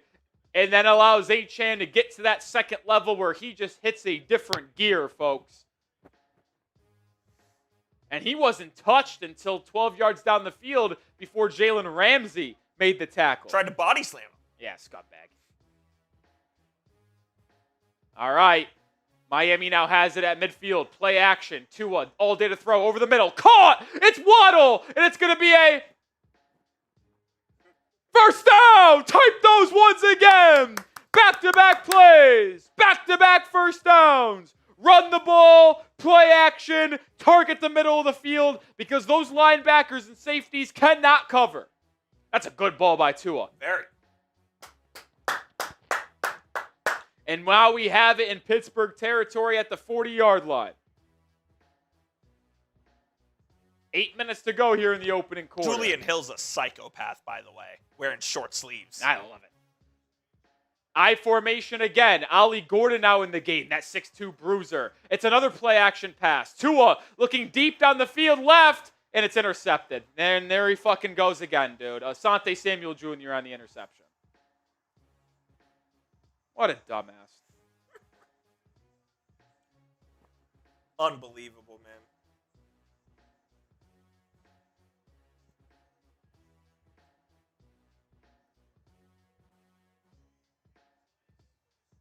Ridiculous, dude. I mean, that was so severely underthrown. It also wasn't a good decision at all. No.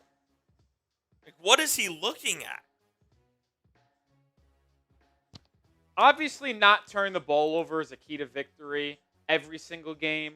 But what did I say, Coop? I said Tua can't put the ball in harm's way. He has the highest turnover-worthy play percentage out of NFL quarterbacks, and the Steelers have the second most takeaways per game in the NFL. If you put the ball in harm's way, the Steelers are going to take advantage. The first turnover-worthy play of the game for Tua, intercepted. Unbelievable. Invader Crusader says, I'm watching the game and y'all go Dolphins. Appreciate you. Tyler Brown with the 5 says they do show the NFL games in Australia, and they're bringing the NFL down to Australia, Melbourne specifically, sometime next season. Very cool, Tyler. Very cool. Get you in the raffle. And the people still have the audacity to come at me and say I'm too hard on Tua. I mean, this winning streak is in spite of Tua, and that's the exact reason we've seen. The Dolphins have won games because they've been able to run the football effectively, and the defense has played well. Tua's been trying to hand the ball off to other teams, and he does it there.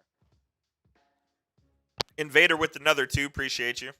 Appreciate you. And Derek. Appreciate you. I mean, that was just a joke of a throw. A joke of a throw. Landon, you won a raffle ticket for a Dolphins cooler belt. If you win, we'll get in contact with you to ship it out. You didn't Stay present win at the end of the game. Yeah, you just won a raffle ticket. You didn't win anything yet.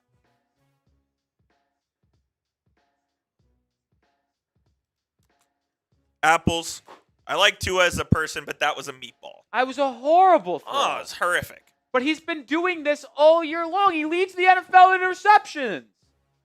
He was tied for the most and most turnover-worthy play percentage, and now he takes the solo lead with 15 interceptions on the year.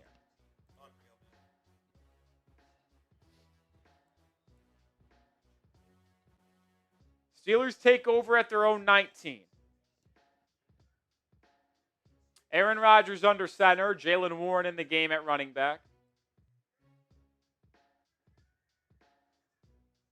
It's going to be a toss to the left side for Warren. Warren cuts up field, tripped up, ball loose, but he was definitely down. It will be a gain of about 6. The Dolphins did recover the ball, but it was clearly down or got loose after he hit the ground. Evan with the 2 says, as a Texan fan, can you please win this game? Yeah, we're going to try. Let's watch the replay of this Waddle route and throw. It's a 2-man route combination, and Tua tries to thread the needle, but he underthrows it. If Tua throws that to the 15-yard line, it might get completed, but it's a low percentage throw, and it was completely underthrown. 2nd and 4, handoff, Warren. He'll be a yard short, brings up 3rd and 1. Spam those 3s. Shout out Poopy Butch. Man, we need the Tua to just dink and dunk, no deep shots wherever, running short passes. But then you become predictable. He just has to be better than that, though. Chris Murphy says 2 equals Leroy Jenkins. Spam those 3s. 3rd down. 3rd down. I mean, this defense, can we get a stop? Connor Hayward in at quarterback. They're going to try a tush push. Hayward, I think, gets it. Oh, my God. They're going to mark him short. I thought he was, too. They're going to mark him short. It's going to be 4th and inches. It's going to be 4th and inches at their own 27. What do they do? It's 4th down. Spam those 4s.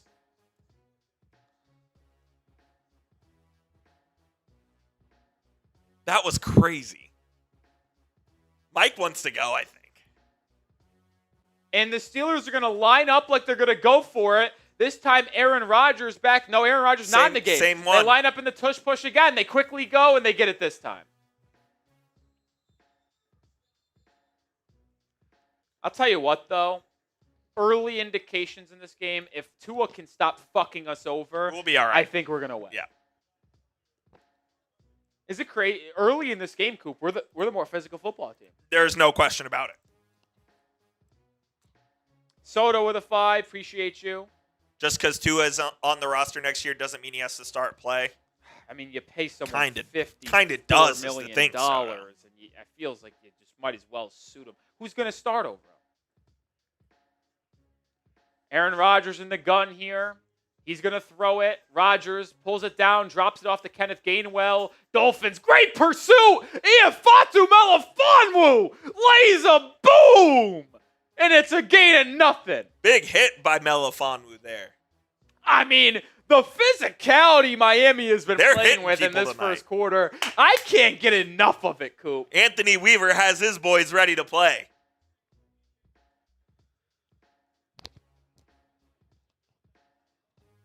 I love it. Shout out on normal human beings. 2nd and 10, shout out to you. Aaron Rodgers, empty formation. Dolphins playing a lot of off coverage here. Got 5 people on the line of scrimmage. Will they bring all 5? No, they drop Matthew Judon. Rodgers over the middle of the field has a man. It's DK Metcalf, and he picks up 20 yards across midfield to the Dolphins' 49. Looks like a little cover 2 there for Miami, and DK just slipped right back behind the linebackers and in between the deep safeties. Yeah, Jonnu Smith occupies Tyrell Dodson and allows DK to slip right in there, that cover 2 hole shot. And a veteran like Rodgers, even if he's 42 years old, is not going to miss that opportunity. Shout out Tyler with the another 2. Under 4 to go here in the opening quarter. Rodgers going to hand it off to Warren. Warren makes a man miss and then picks up about 5. Ashton Davis on the tackle. And it'll be 2nd and 5. Tell you what, Coop, if Ashton Davis doesn't make that tackle, yeah, might be off to the races for Jaylen Warren. You see he sunk him to the Braves. Yeah.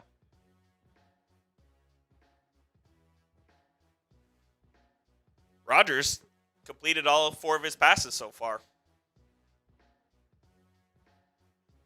2nd and 5 at Miami's 42. You wonder how the kicking conditions are. It's not very windy. Going to travel a little bit less.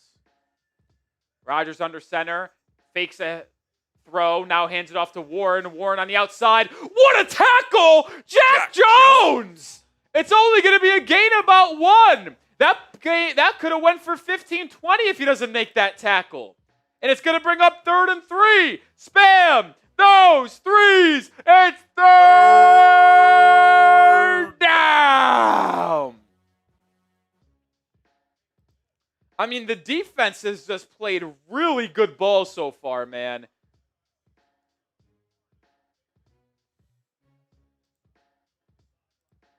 Rodgers in the gun, flanked by Gainwell. Dolphins showing 0 pressure. They only bring 4. Rodgers, quick throw to the outside.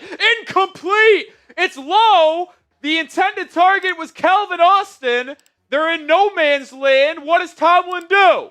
It's 4th down. Type those 4s.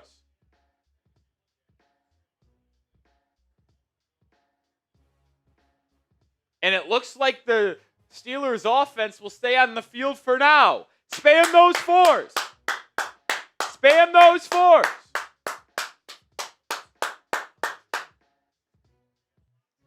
Rodgers, empty formation. They're going to snap it. Quick throw to the out for Kenny Gainwell. And it's a 1st down. The Dolphins were not organized.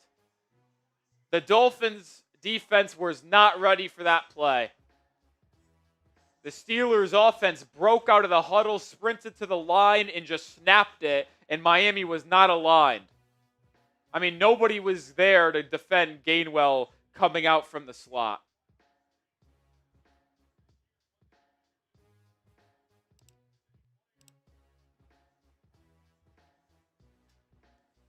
So it's 1st and 10 for the Steelers at the 32-yard line of Miami. Rodgers is going to hand it off to Gainwell. Gainwell is going to be brought down for a loss of 1.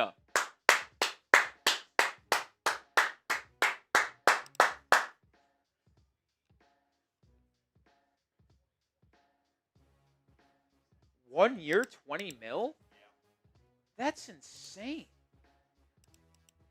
He's not $20 million worthy. Hell no. He should probably be less than that in the long term. For 1 year, he got a I don't balloon think deal. he's that good. 2nd and 11 for the Steelers. Rodgers gonna throw. He drops it down to Warren. 2 Dolphins in pursuit. And it's a big hit by Tom Robinson. And it's going to bring up 3rd and 11. Coop, this Dolphins defense is flying and laying some hits. They are bringing the heat tonight. I mean, you have Chop out in the open field. He just fucking kills Jalen Warren.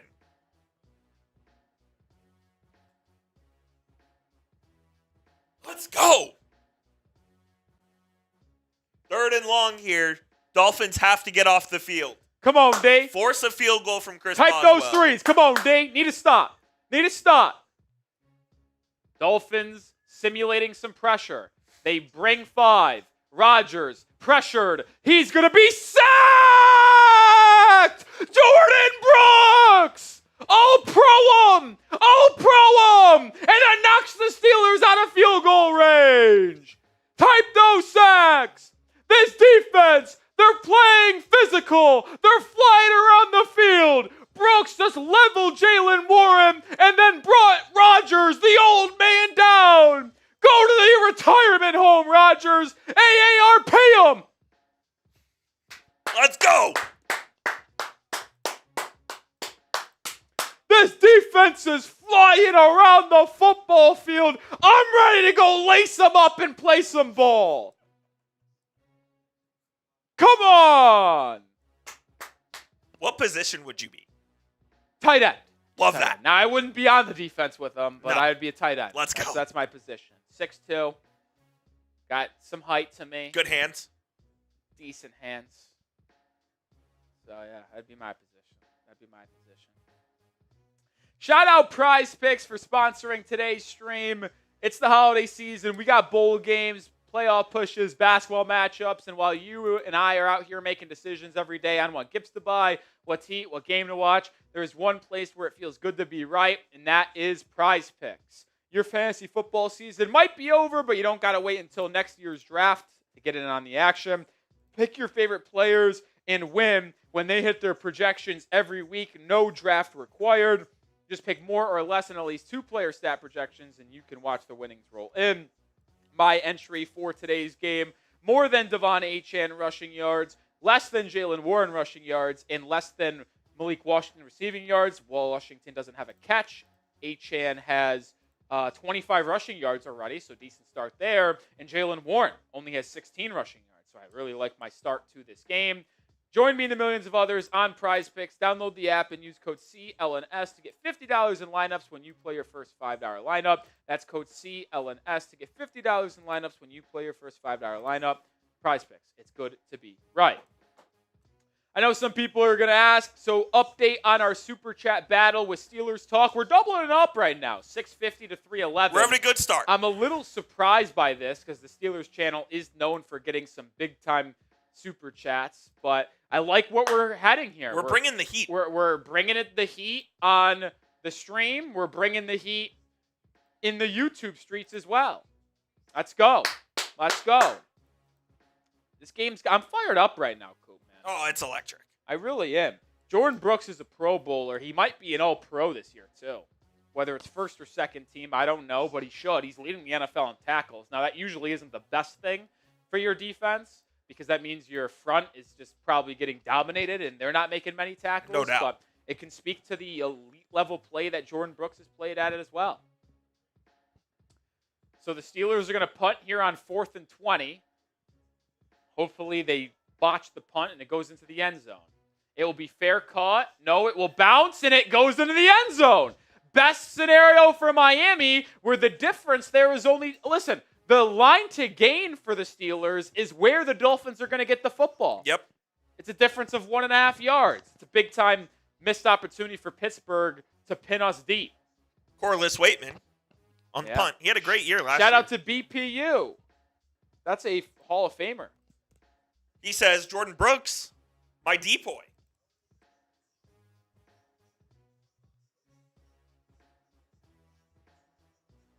Dolphins got to find some rhythm on offense. They found a little bit in the running game last series, before Tua threw an interception. Let's hope we get better from Tua here. Tua and the Dolphins offense at their own 20 under center. Jalen Wright starts this possession at running back. He's going to get the handoff, and he runs up the middle for 2 yards. Doesn't get much there. Tried to cut it back from the right side to the middle and ended up only getting 2. Oh, man. They're showing some early interceptions this year against the Bills, against the Colts, against the Browns. It's bad, man. These are some ugly, ugly looks.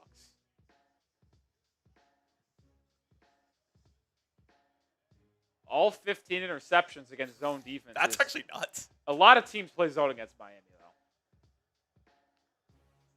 Tua throws it out to Darren Waller. It's a tight end screen, and Waller picks up the 8 yards necessary for a Miami Dolphins first down. Type those ones.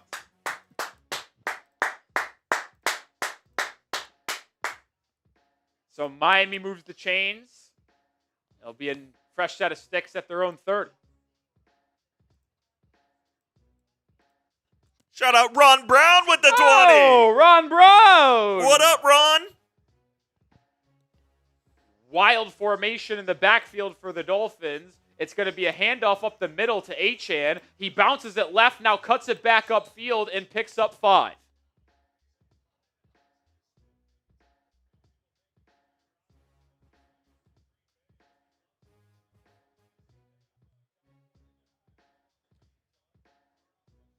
Second and 5 here. It's a nice little design there. Tight end swing pass to Darren Waller. Yeah, how about that? I liked it. It looked like they were going to potentially have like a trick play. But yeah. That's such a bad stab. Tua looking for his first win in a game that starts under 40 degrees. Second and 5, handoff for Achane. Picks up 3, and it will be 3rd and 2. And there's some jawing between Aaron Brewer and Patrick Queen. Tell Queen to get back on his side of the field and check ball. I'll run it right down your throat, Patrick, and you're going to do nothing about it.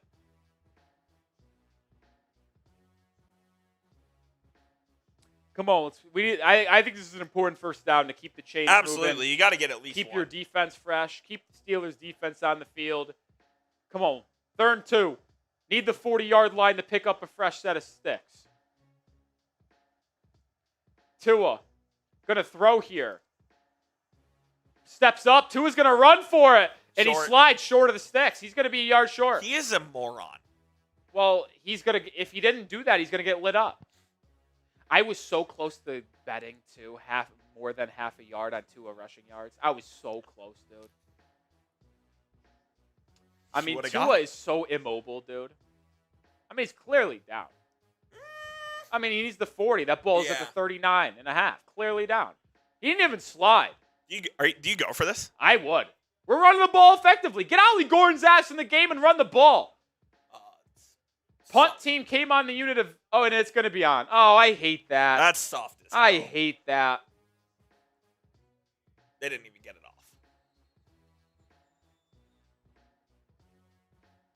off. I mean, they didn't even get the punt off.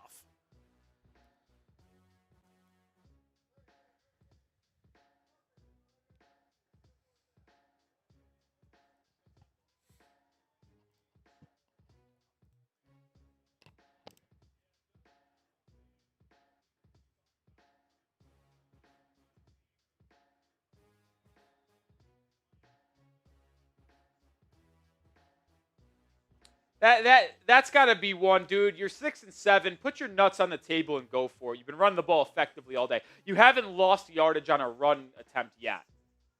Jake Bailey gets the punt away. It's not a good one.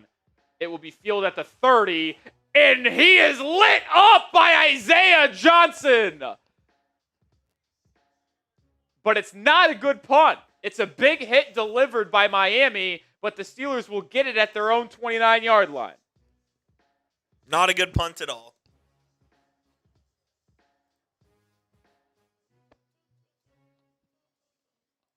I believe we owe We a owe raffle Real entry. Spin for Ron Brown. Real Spin and a raffle entry as well.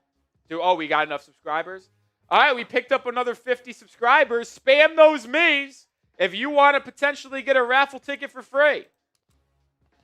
Spam those me's and we'll get the wheel spin going. Do we not owe another one? Ron Brown and...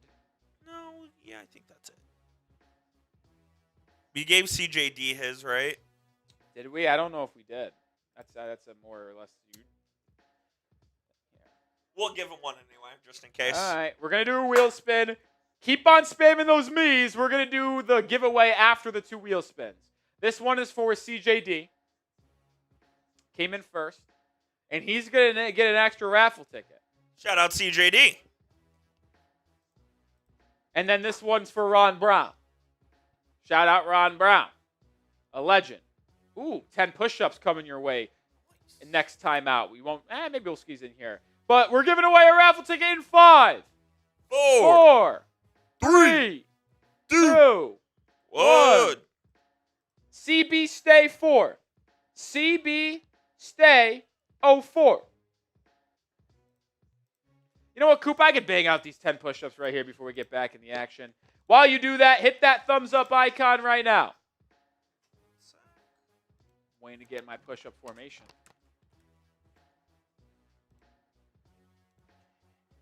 And here we go. 1, 2, 3, 4, 5, 6, 7, 8, 9, 10. Never know what you're going to get when you get the wheel here at Dolphins Today. As Will says, round and round it goes. Where it'll land, nobody knows. Who says that? Will Ortner. Interesting. Interesting.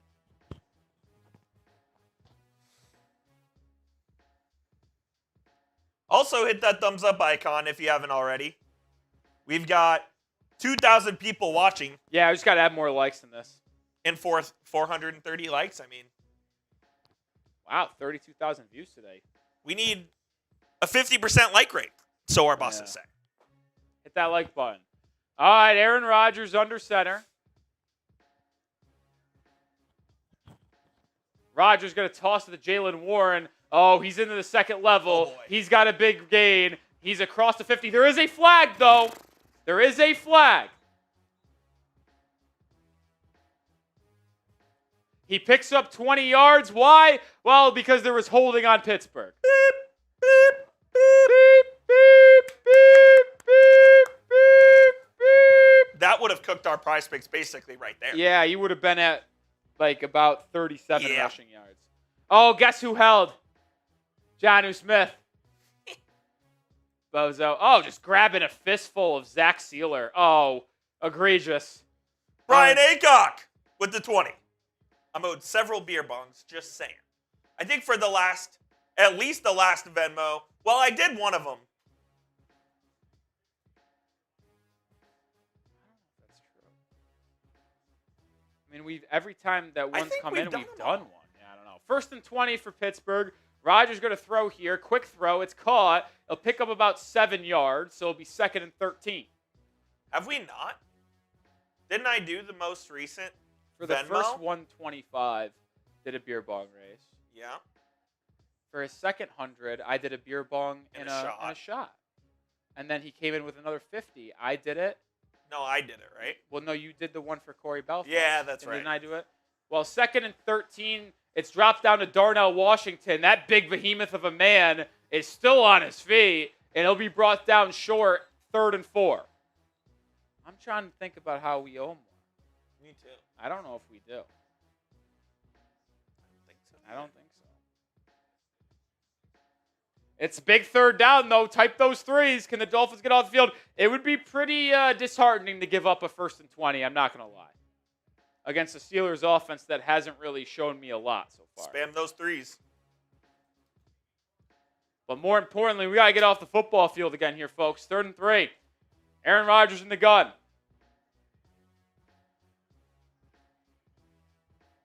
Let's get another sack here. Why not?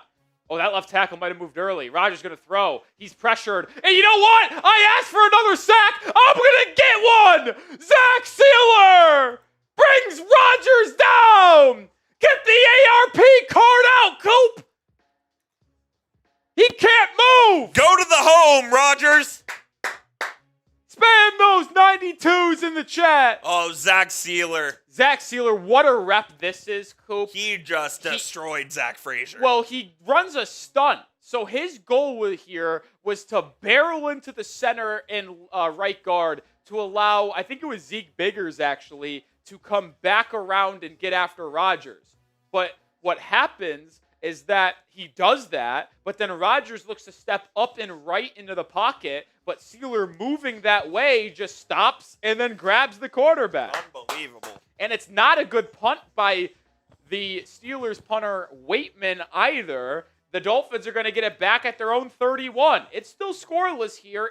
8:35 to go in the first half. Can Miami get the first points of the game on this possession? I feel like this is our opportunity. First points of the game right here. How about this? Score first, win the game. Yeah, I like it. Score first and win the game, baby. I mean, you got to give credit to Anthony Weaver and this defensive coaching staff right now because this team is playing at an elite level defensively in the first half. They're playing super physical. They're flying around the football field. It's now just time for the offense to make a play here and get that defense a lead.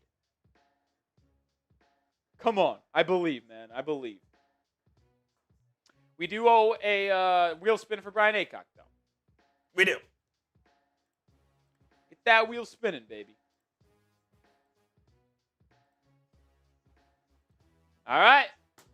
Wheel spin for Aycock. Wheel.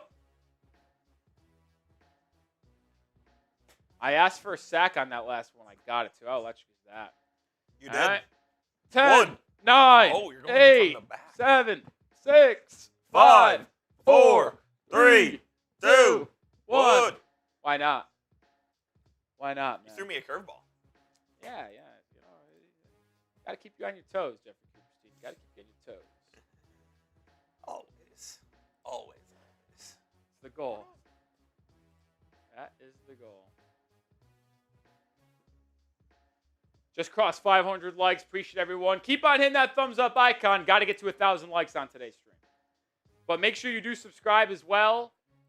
Me and Coop are here every single day, bringing you 2 daily Dolphins videos. Oh, no. I don't know where I went. I'm back. Coop. I don't know if I can do a sub read after that anymore, Coop. I don't know how that happened, to be fair. Okay. I don't. I seriously. Yeah, do you think freaking live stream just took me off by itself, Coop?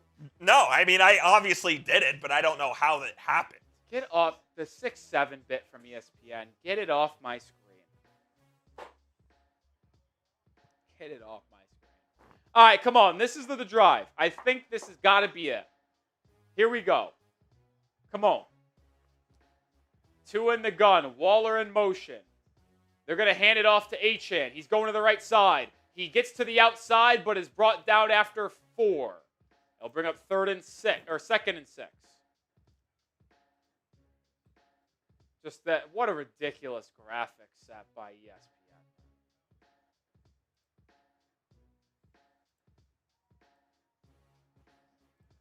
The worldwide leader, my ass. Yeah. 8 minutes to go here in the first half. The Dolphins have looked like the better team in this game, man. They just got to start taking advantage of it. If it wasn't for a Tua interception and coward 4th and inches not going for it. Under center is Tua. They're going to play action bootleg this one again. Tua pump fakes and just throws it away. He had Greg Dulcich if he just fucking threw it. Tua's playing horrible again early. If he throws it right after he comes out of the fake, he has Dulcich for an easy game. Look. Boom. There's nobody open, actually. He had Dulcich. No, he didn't. Asante Samuel was right there. They'll bring up 3rd and 6. He would have been tackled, but at least he could have thrown. I mean, it would have been, at best, a gain of nothing. So the risk actually wasn't worth the reward. It's 3rd and 6. Come on. Let's not go 3 and out here, man. Dolphins are 0-2 on 3rd down so far in the game. Tua in the gun. Tua flushed out of the pocket, moving left, lofts it downfield, has Achane! The man can do it all! Miami Dolphins! First down! Type those ones! There's a good play by Tua outside of the pocket, outside of structure, making things happen, looking for nobody other than the best player on the goddamn team in Achane. Julian Hill did a pretty solid job of keeping Highsmith at bay there. Floated that puppy in between some traffic. It wasn't the prettiest ball flight, but it got there. Now Tua goes back under center as Miami gets to the Steelers' 41. It's going to be a handoff up the middle to Ollie Gordon, and Gordon bounces forward for 4 yards. As we are officially halfway through the second quarter.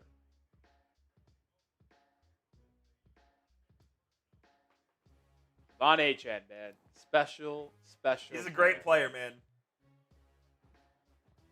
Special player. I mean, you wonder what Riley Patterson, who I would say he doesn't have the strongest leg in the NFL, is an understatement. Wonder what his range is tonight in this type of weather. Not windy, it's just freezing cold. You can see the players' breaths on the TV. It'll be another handoff, Achane, left side. He's stumbling forward for 5 yards, and it'll bring up 3rd and 1. Like, I got to be honest here. It's It's 2 straight Ollie Gordon runs. Correct. 6'2", 225, and here he comes back onto the football field.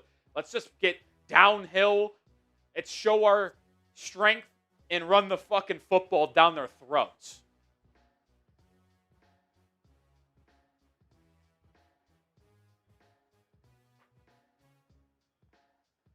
$5:40 to go. Ball at the Steelers 31. Pistol look for Miami. Could be one of those RPOs that they like to do. Tua, just going to be a straight handoff to Gordon. That is a horrible play call. There was no RPO. It was a straight pistol. And that is one where I can't stand it from Mike McDaniel. And now Ollie Gordon is hurt.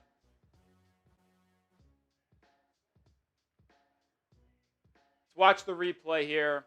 I mean, no one blocks him. He just shoots the gap. But why are you going from the pistol on 3rd and 1, man?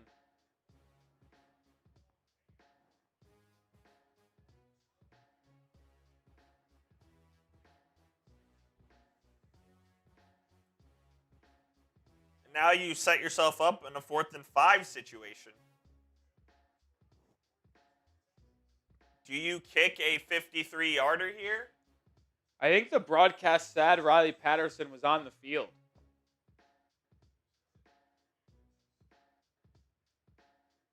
Gordon banged up. He's lightly jogging off the field.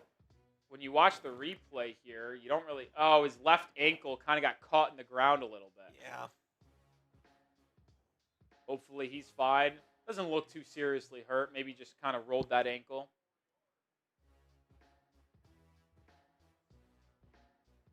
And now Riley Patterson is on for a 54-yard field goal try. He's 1 of 2 this year from 50 yards plus. He's 5 of 11 in his career from 50 yards or longer. From the left hash. Boots it if it has the distance. And it does! Did not clear the crossbar by much, but Miami takes a 3-0 lead. Spam those FGs in the chat. That's his second field goal from 50 plus, right? Yeah, this year he's 2 of 3 after that.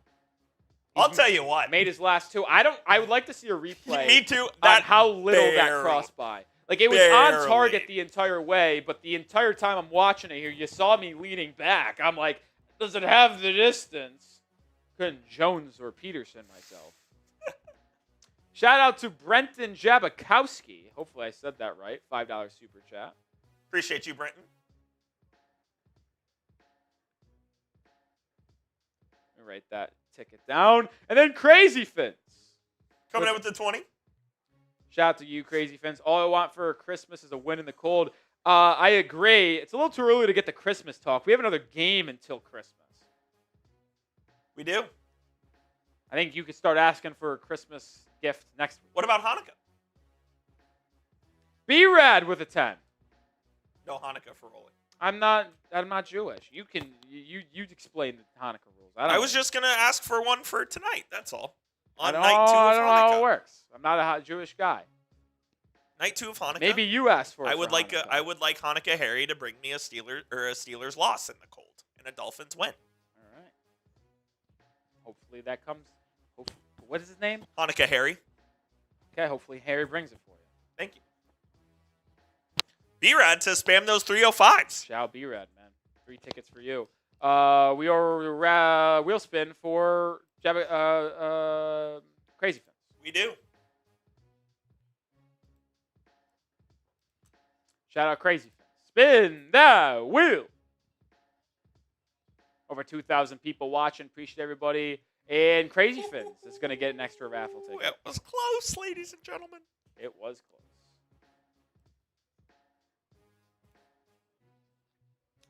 Miami now leads 3-0. They finally strike first. Did we not see this game just being ugly? I knew it was going to be low scoring. That's why I had the score being 20-17, which would go under. The over-under was 42.5.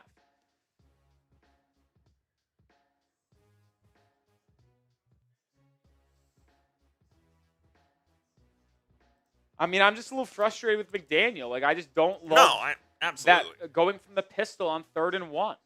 Like, I know that he ran the ball, and there's got to be better blocking. Like, you can't have a guy untouched from the secondary. But, like, why that? You know how that becomes less likely of when you. Oh my! And then Riley Patterson just goosed the kickoff, and the Steelers are going to get the ball at the 40. Nice. Is that a new one? Yeah, it's a new one. Second raffle ticket for Brenton. Shout out to you. I accidentally typed out 4th and 1 on that. On my tweet. Whatever. It applies. I'm an idiot. Oh.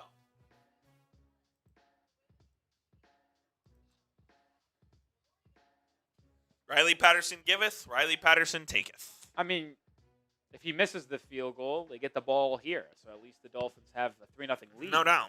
With the Steelers having the ball here. Rodgers 8-9 for 57 yards today. In the gun here. He's going to throw it. It's a quick screen for Jonnu Smith. And Jonnu picks up about, that's the first time all day I've seen a lack of physicality from Miami. And he picks up 11 yards and a first down. Ollie Gordon officially questionable to return per the Dolphins. Ankle injury for Ollie. But I think he's going to return if they need him. Yeah, Matthew Judon's got to tackle him and not just put his shoulder in him.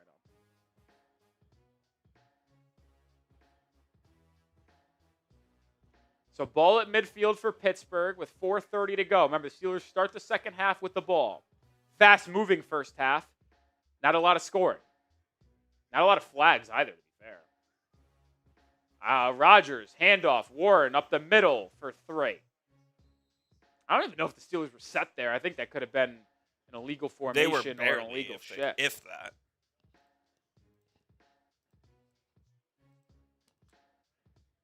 Shout out to Ray.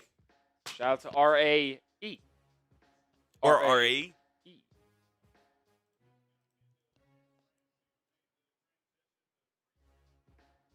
London says, I just want to win. If we win 3-0, that'd be okay. I kind of agree. Under 4 to go here in the first half. Rodgers.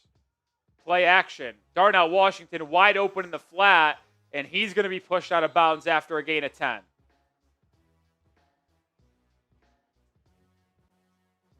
That's a big behemoth of a man right there, man. That's kind of a Weapon X type scenario here. Like, in these type of environments, cold weather, it's going to be tough to bring him down, man. Ashton Davis tried his best, and to no avail. He's got 2 catches for 23 yards tonight. Rodgers only has 1 incompletion today. They've got the ball at the Dolphins 35. Rodgers going to throw again, looking left. It's Kenneth Gainwell for 10 yards and a first down. Just too soft zone there, and it's another first down for Steelers, and now they're on the move.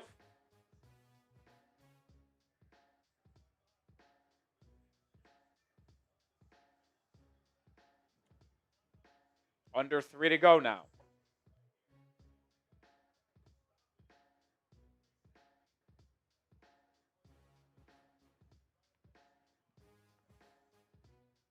I mean, it's been check down city for Aaron Rodgers. He's 11 for 12 for 90 yards.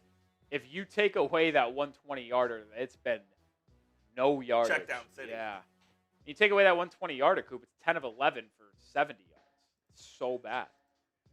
Now, I'd rather have Rodgers' day than Tua's, where he's throwing the ball in harm's way. Shout out David Crabtree, again, with a $10 super chat. I know Tua will be here next year, but who will they draft a QB in 27? I mean, David, I appreciate the super chat, but Arch. You really think I'm going to be able to know who they'll be able to draft in next 2 years from now? DJ Lagway. Potentially DJ Lagway, Dylan Raiola, Arch Lenore Manning, Sellers. Julian Sayin, Lenora Sellers, Brendan Sorsby, Darian Mensah, John Mateer.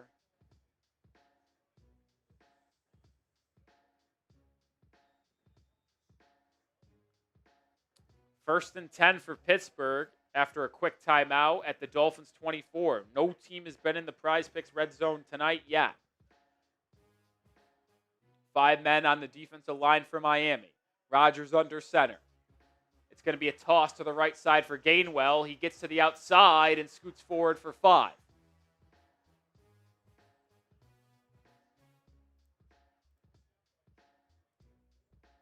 The Steelers could take this down to the 2-minute warning if they please. They only gave him 4 yards, so ball at the 20. How about that was a career log for Riley Patterson, 54 yards. I believe it. He's not someone who is trusted kicking long field goals. See if the Steelers snap this ball, need to get to the 14.5-yard line for a first down. They will not snap it. That will be the 2-minute warning. No. 2 minutes to go here in the first half. And we'll tell you about our sponsor on today's show. That is PrizePicks. Holiday season. A lot of different sports on. You're deciding what gifts to buy, what to eat, which game to watch. There's one place where it feels good to be right, though. That is PrizePicks. Your fantasy football season's over, but you can still get on the action in football without having to wait till next year's draft. Just pick more or less and at least 2 player stat projections, and you can cash in. You want to put the same player in the same lineup? You can. You can go more than on Devon Achane receptions, fantasy score, rushing yards, all in the same lineup. I went more than on Achane rushing yards, less than on Jalen Warren rushing yards, and less than Malik Washington receiving yards in my lineup today. You can get in on the action right now. Download the PrizePicks app today and use code CLNS to get $50 in lineups after you play your first $5 lineup. That's code CLNS to get $50 in lineups after you play your first $5 lineup. PrizePicks. It's good to be right. Shout out PrizePicks for sponsoring today's show. 2-minute warning. Let's hope the defense can get a stop, make it a 3-3 game, and maybe have an opportunity to drive down the field and score in their own right to start the first, or to take a lead in the half. That is the goal. Not a lot of action so far tonight. Steelers started with the rock, correct? No, we did. The Dolphins did. Come on, Coop. I've said 2 times in the last minute that they start the second half of the ball. We did.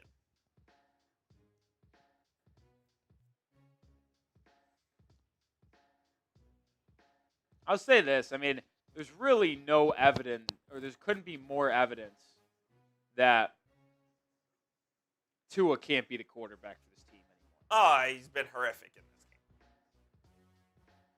Which we kind of expected coming in. We knew this game wasn't suitable for Tua. And man, has he proved everybody right.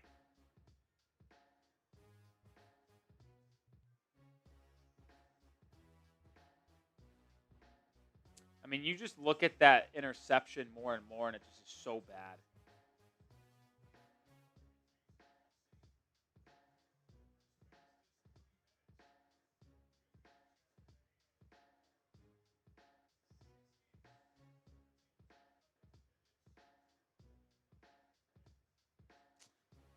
All right, come on, D.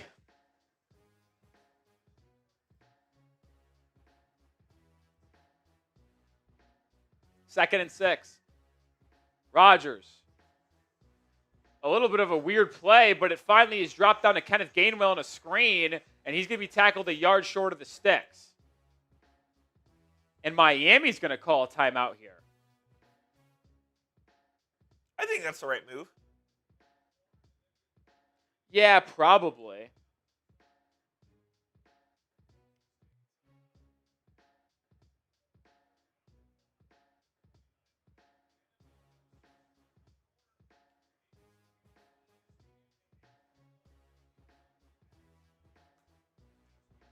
Oh, man. I mean, so far, Coop, you start to think of some takeaways from the first half here. There's only one that comes to mind. Tua ain't it. Defense is playing a hell of a ball game. I think Mike McDaniel's had these boys ready to roll. I don't know if he's called a great game. The only knock that I've had is not going for it on 4th and inches and then running it from the pistol on 3rd and 1. But, I mean, some of these play calls have been good outside of those two decisions. But can the defense get a big stop here on 3rd and 1 and force a field goal attempt? Type those threes. Type those threes. Come on, D.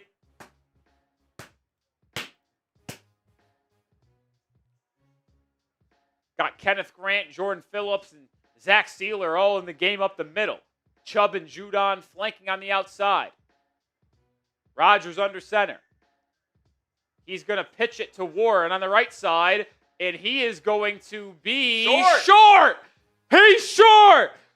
Oh, again, Miami's defense makes a big play. Spam those 4s. And does Tomlin try to tie the game or go for it?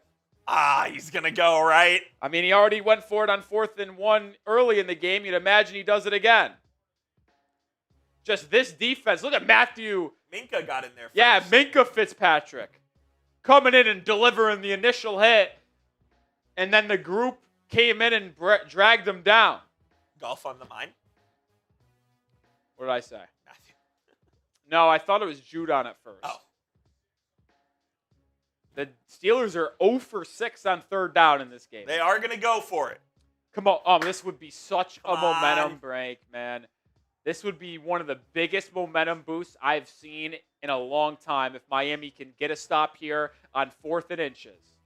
Are the Steelers going to go normal play or are they going to go tush-push? Connor Hayward lined up to go tush-push. They do tush-push. It's close, but I think he got it. There.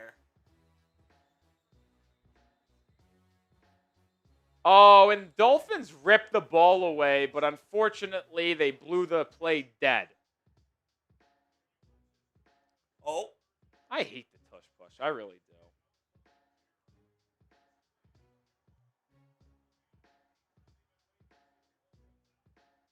Raji just sits there. Why is he on the field then?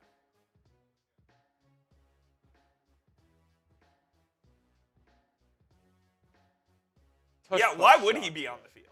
Miami calls a timeout. At this point, the Steelers can take it into the half if they want, just by running the football one time. So it's at best going to be 3-0 at the half if the Dolphins somehow get a takeaway, or 3-3, but I don't anticipate Miami being able to really have an opportunity to score again in this half. And it's a non-reviewable play, correct? What?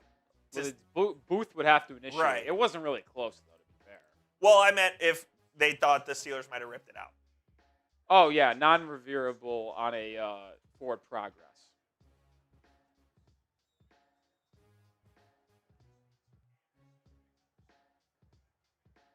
All right, come on, D. Force 3. Or take away the ball. Why not? Aaron Rodgers under center.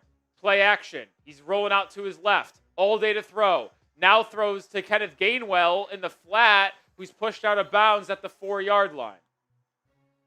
Matthew Judon had running back responsibility, but then left the running back to go after the quarterback, and then he just threw it right past him to Gainwell.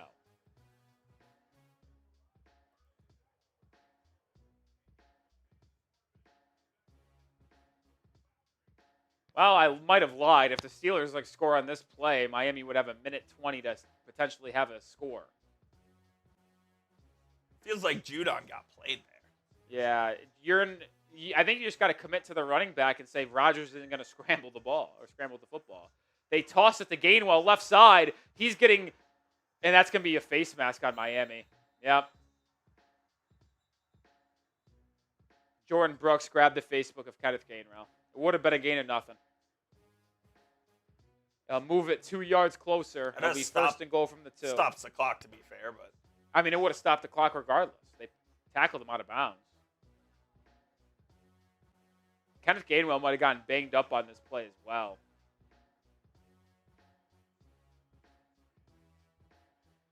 Sometimes people grab the Facebook because they just reach out and try to grab him. That was one of those times where it's like the guy was already tackled and he just happened to grab the face mask as well.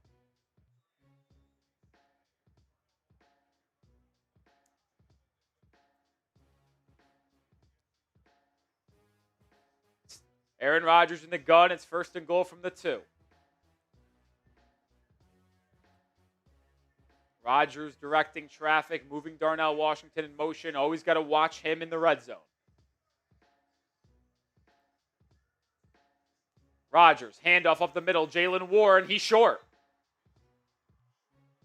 He's short. They'll get it down to the 1, but that knee came down before that ball crossed the pylon. Now, that actually might be worst-case scenario for Miami because if they ultimately score a touchdown, Miami could have gotten the ball back with a minute 10. Now, they will likely not have a chance to score going into the break. But now you just got to get a stop to pay it off. Exactly. Second and goal from the 1. Under a minute to play here in the first half. I expect another run here. Rodgers. Dolphins have a big unit out there defensively. It's a handoff to Warren. And once again, Warren is short. Short again. And it'll bring up third and goal. Spam those threes. Spam those threes. Steelers will let some time come off the clock before they take a timeout here. Good push up the middle by Grant and Zach Sealer. And Jordan Brooks comes in from the perimeter and gets them short. It's about a half a yard short. It was close, but he didn't get in. And now the Steelers call timeout with 21 seconds left. You wonder why you call it with 21. Wouldn't you just call it with 10? It's not like this next play is going to take 10 seconds. And you have another timeout. Yeah, because now, even though it's unlikely Miami does anything with it, you give the opportunity to be 10 on the clock with Miami having the ball. I guess it doesn't particularly matter unless you score. I'm saying, you can give the ball back to Miami with 15 seconds left, technically. But if you call a timeout with 10 seconds, it doesn't change anything for you offensively, but you limit any opportunity for Miami. Come on, D. Come on, D. Third down. Uh-oh. Tush push. Hayward. He's in.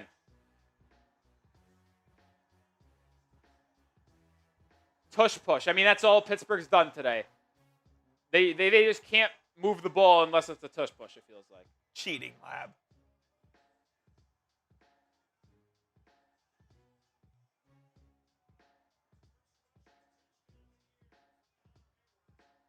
First rushing touchdown of the year for Connor Hayward. And he's in. First rushing touchdown Dolphins have given up in 5 games.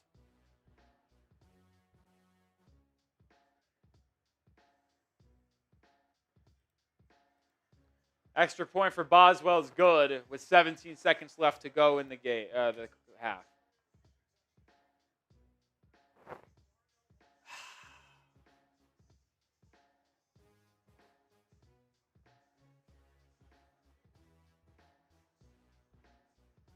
Don't love it. It's annoying, man. By the way, I'm taking a knee here if I'm the Steelers. Oh, I am too. I want nothing to do with Tua trying to make a play.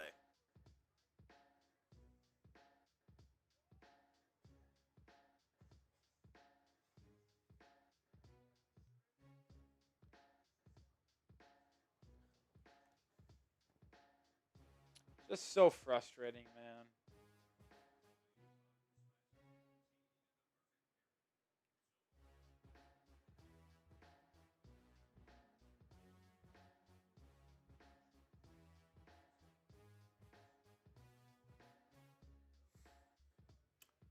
Feels like the Dolphins have played better. I am going to my grave saying Miami's a better football team. They just have the worst quarterback. Unfortunately, that just matters the most. They've just been they've ran how many tush push today? 5? It feels like at least 4. They ran the 2 on 3rd and 4th down. I think it's 4, but either way.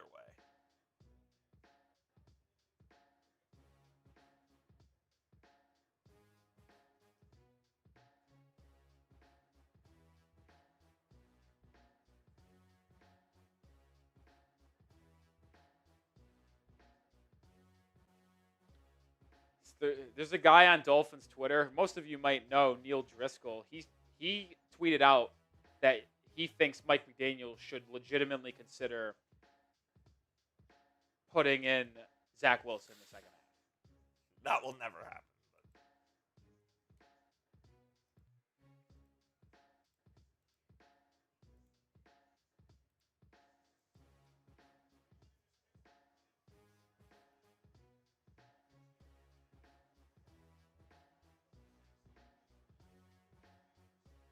Tush push isn't football, man. Oh, it's an embarrassment to the game.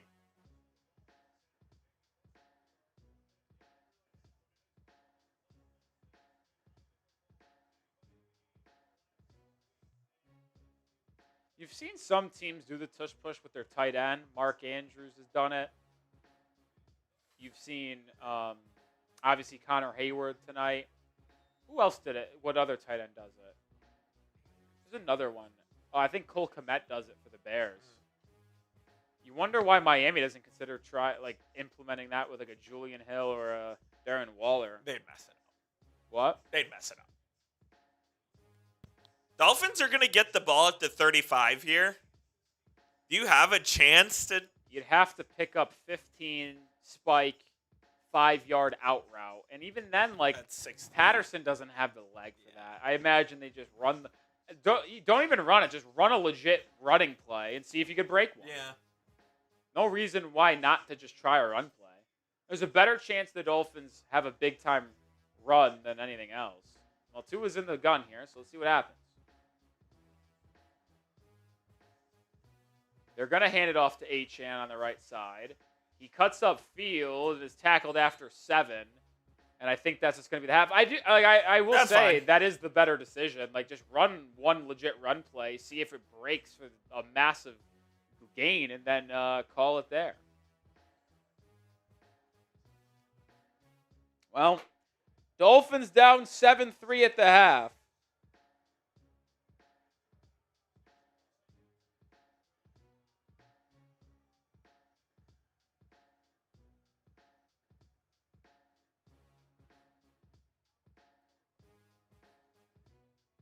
I'm trying to stay positive, and I still think Miami can win this game with how well they're running the football and defending. No, the game is for sure still in the balance. I just feel as if I'm a little deflated because I feel like Miami was the better football team, and there's nothing to show for it.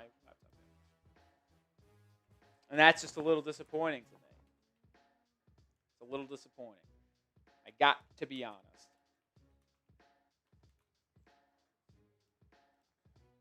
Grade the first half, A, B, C, D, or F, down in the comments. Grade it in the live chat. C minus.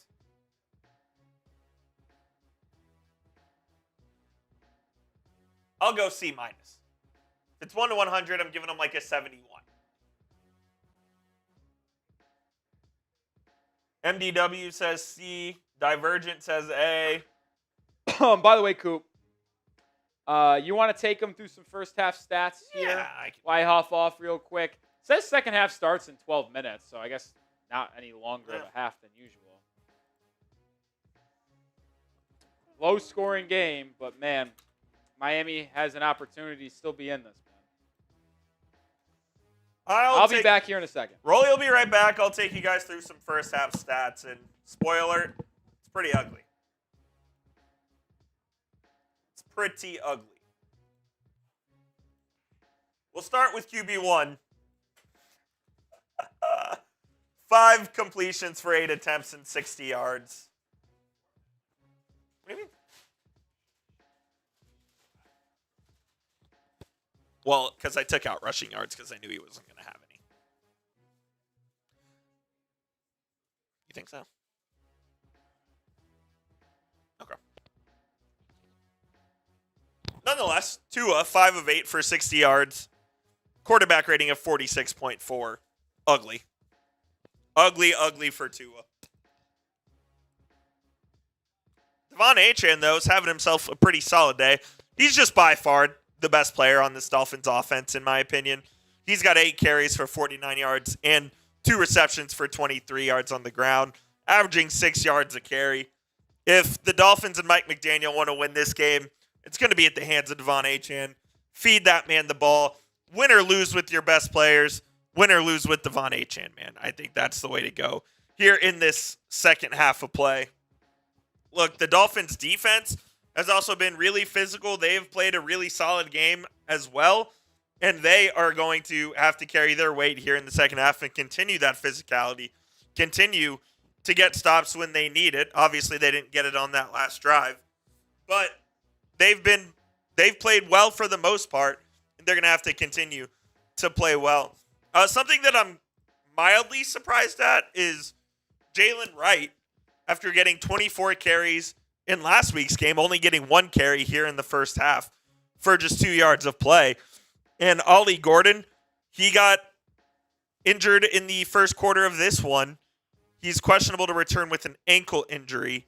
We'll see what his status looks like for the second half of play. But OG2, I believe, has just 2 carries.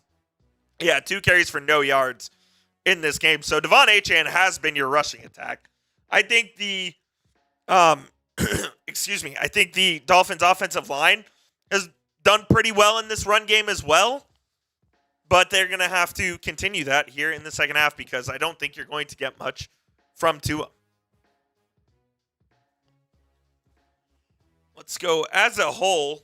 Here's what the Dolphins offense looks like. 113 yards, 5.6 yards per play, and 3 penalties for 6 yards. That doesn't add up. But I guess that's the case. Time of possession, 12 minutes and 12 seconds there. So I would a rather pedestrian offensive first half there for the Miami Dolphins. And hopefully they are able to move the ball in the second half on the ground. Switching to the Steelers, Aaron Rodgers is 13 of 14 with 105 yards through the air. It's kind of been dink and dunk for Rodgers for the most part. He hasn't been super impressive in this game despite being 13 of 14. Not really pushing the ball down the field. They haven't had many super explosive plays. I remember just the one for 20-plus yards. Maybe there's been 2 of them. But the Dolphins defense has played with good physicality. They've kept things in front of them. They haven't really been baited for the most part by Aaron Rodgers and by this Steelers offense. So they've done a good job keeping everything contained for the most part, and they've got to try to force a turnover at least here in the second half. I think that's going to be a big key to the second half is the turnover battle. We mentioned that Tua can't turn the ball over in Rolly's keys to victory, and which I'll bring up here as well. And that was our main key to victory, was not turning it over. But guess what? Tua turned it over with the stupid interception. And so far, the turnover battle is 1-0. let's revisit the keys to victory here, which was you cannot abandon the run. The Dolphins have not abandoned the run for the most part. They have 8 carries from Devon Achane, 2 carries from Ollie Gordon, and 1 from Jalen Wright. So 11 carries in the first half. Not bad at all. You need to see more of that there in the second half. Hopefully they don't get down 14-3 where you have to start throwing the ball and start taking it out of your best player's hands, because that's the last thing you want. DK Metcalf hasn't really beat you deep yet, so you're doing a good job there. He had the one explosive play, but you're doing a good job keeping DK in front of you. I think the Dolphins secondary has done a decent job at that. I don't know how much man the Steelers have played. It doesn't seem like it's been a whole lot tonight just on the surface, and we'll obviously have more details on that after the game when we're able to watch the film and break that down. And then Tua, you can't turn the ball over. Tua has obviously turned the ball over.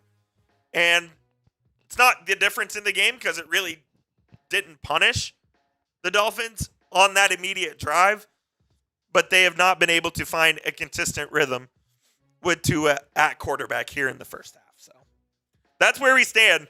7-3, Steelers get the ball to start the third quarter in just about 5 minutes and change until we're back at Acrisure Stadium. Eclectic says Steelers, the Phillip Rivers to the Dolphins. Not quite. Not quite. I'll go through our tailgate menu as well, as $5 gets you a raffle ticket, $10 gets you 3, $20 will get you 7, plus we'll do a wheel spin for you. $50 gets you into the Aqua Club plus a beer bong, and the MVP of today's show will win the Dolphins Today Week 15 football. Signed by myself and Rolly, if you would like that, of course. And if you're wondering what the raffle is for, it's for this sick Dolphins belt/cooler thing. It's like a WWE belt that is also as a cooler. So you can put some brewskis in it. You can put whatever you want in it. Wear it around the waist. And you can be stylish at your game watch parties, or if you're going out for whatever occasion, bring that with you. Stash some brews in there. That would look pretty cool. Again, $5 gets you 1, $10 gets you 3, $20 gets you 7. You can also Venmo Rolly at Nick Roloff, or scan the QR code on screen right now, and that will get you double the raffle ticket. Shout out to Brian Aycock. Shout out to Corey Belfaust, who sent in Venmos today. We do get to keep more of the proceeds via Venmo, so if you guys are so inclined, scan that QR code right there. Dean Beverly says Quinn Ewers. I'm not opposed as a biased Texas Longhorns fan. It'd be sick to see Quinn, but you're not pulling Tua in this game.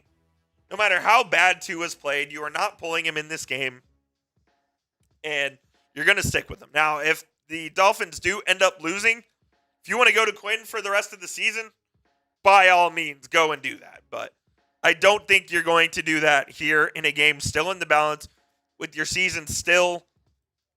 You still have something to play for, albeit a very small chance to make the postseason. You're not going to pull Tua yet. I mean, if the only way Tua would have gotten pulled in this game is by injury, or if he quite literally hadn't completed one pass in this game. Steelers will get the ball to start. Come out here, get a stop.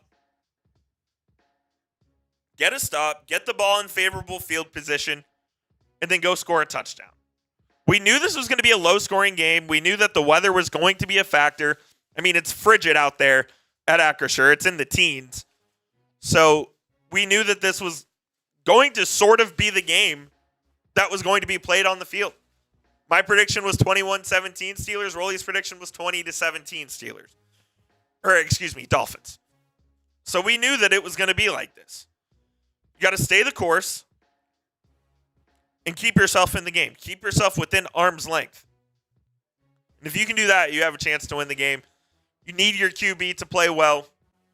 You need your supporting cast to continue to play well as well. And that's what you need to go win the game here in the second half. I think it's possible. I think the Fins can get it done. I absolutely do. All right, I'm back. How was your Uncle Paulie's? It was good. I had to eat my dinner. Help me absorb some of the alcohol I've had today, as well as drink some water.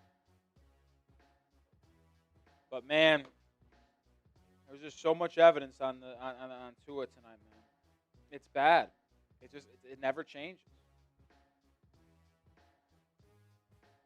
We talked about this being a massive opportunity for Mike McDaniel today, but we also failed to talk about how big of a game, an opportunity it was for Tua.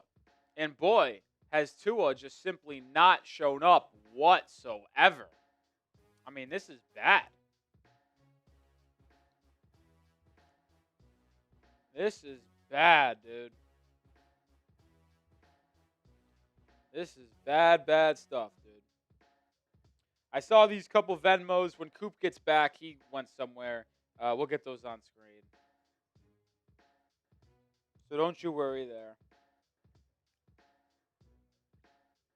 Don't you worry there.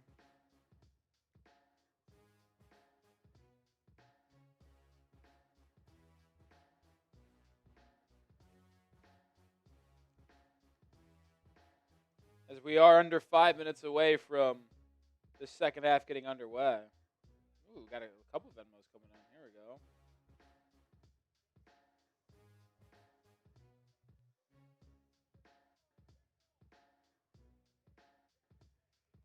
All right, don't you worry.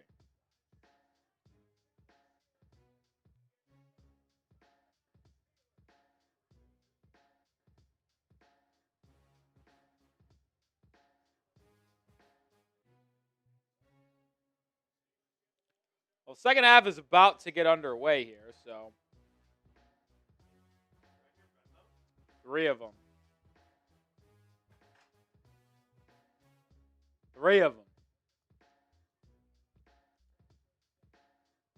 Am I high? No, I'm not high.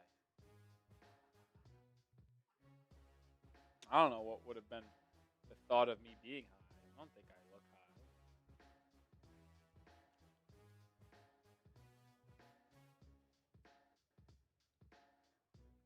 Steelers will start the second half with the ball.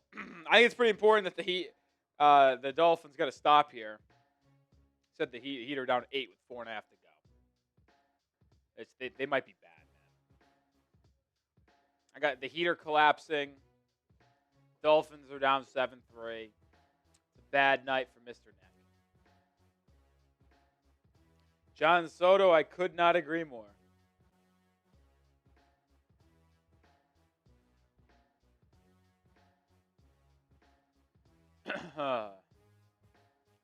Here we go.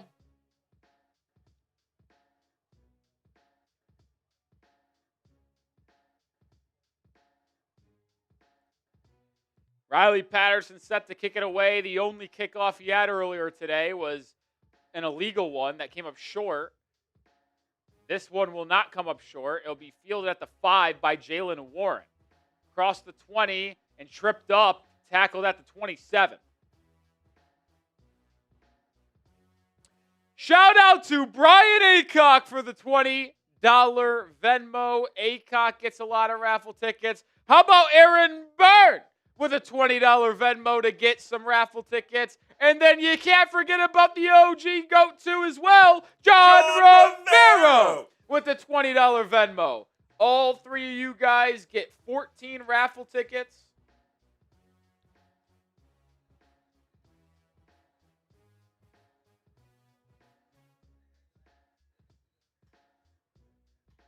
Because of the double special on Venmo.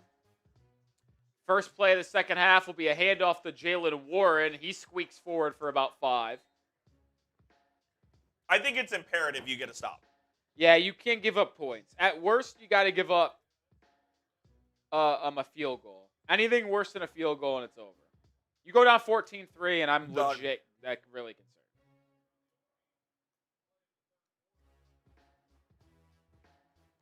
Really concerned if you give up more than a field goal in this opening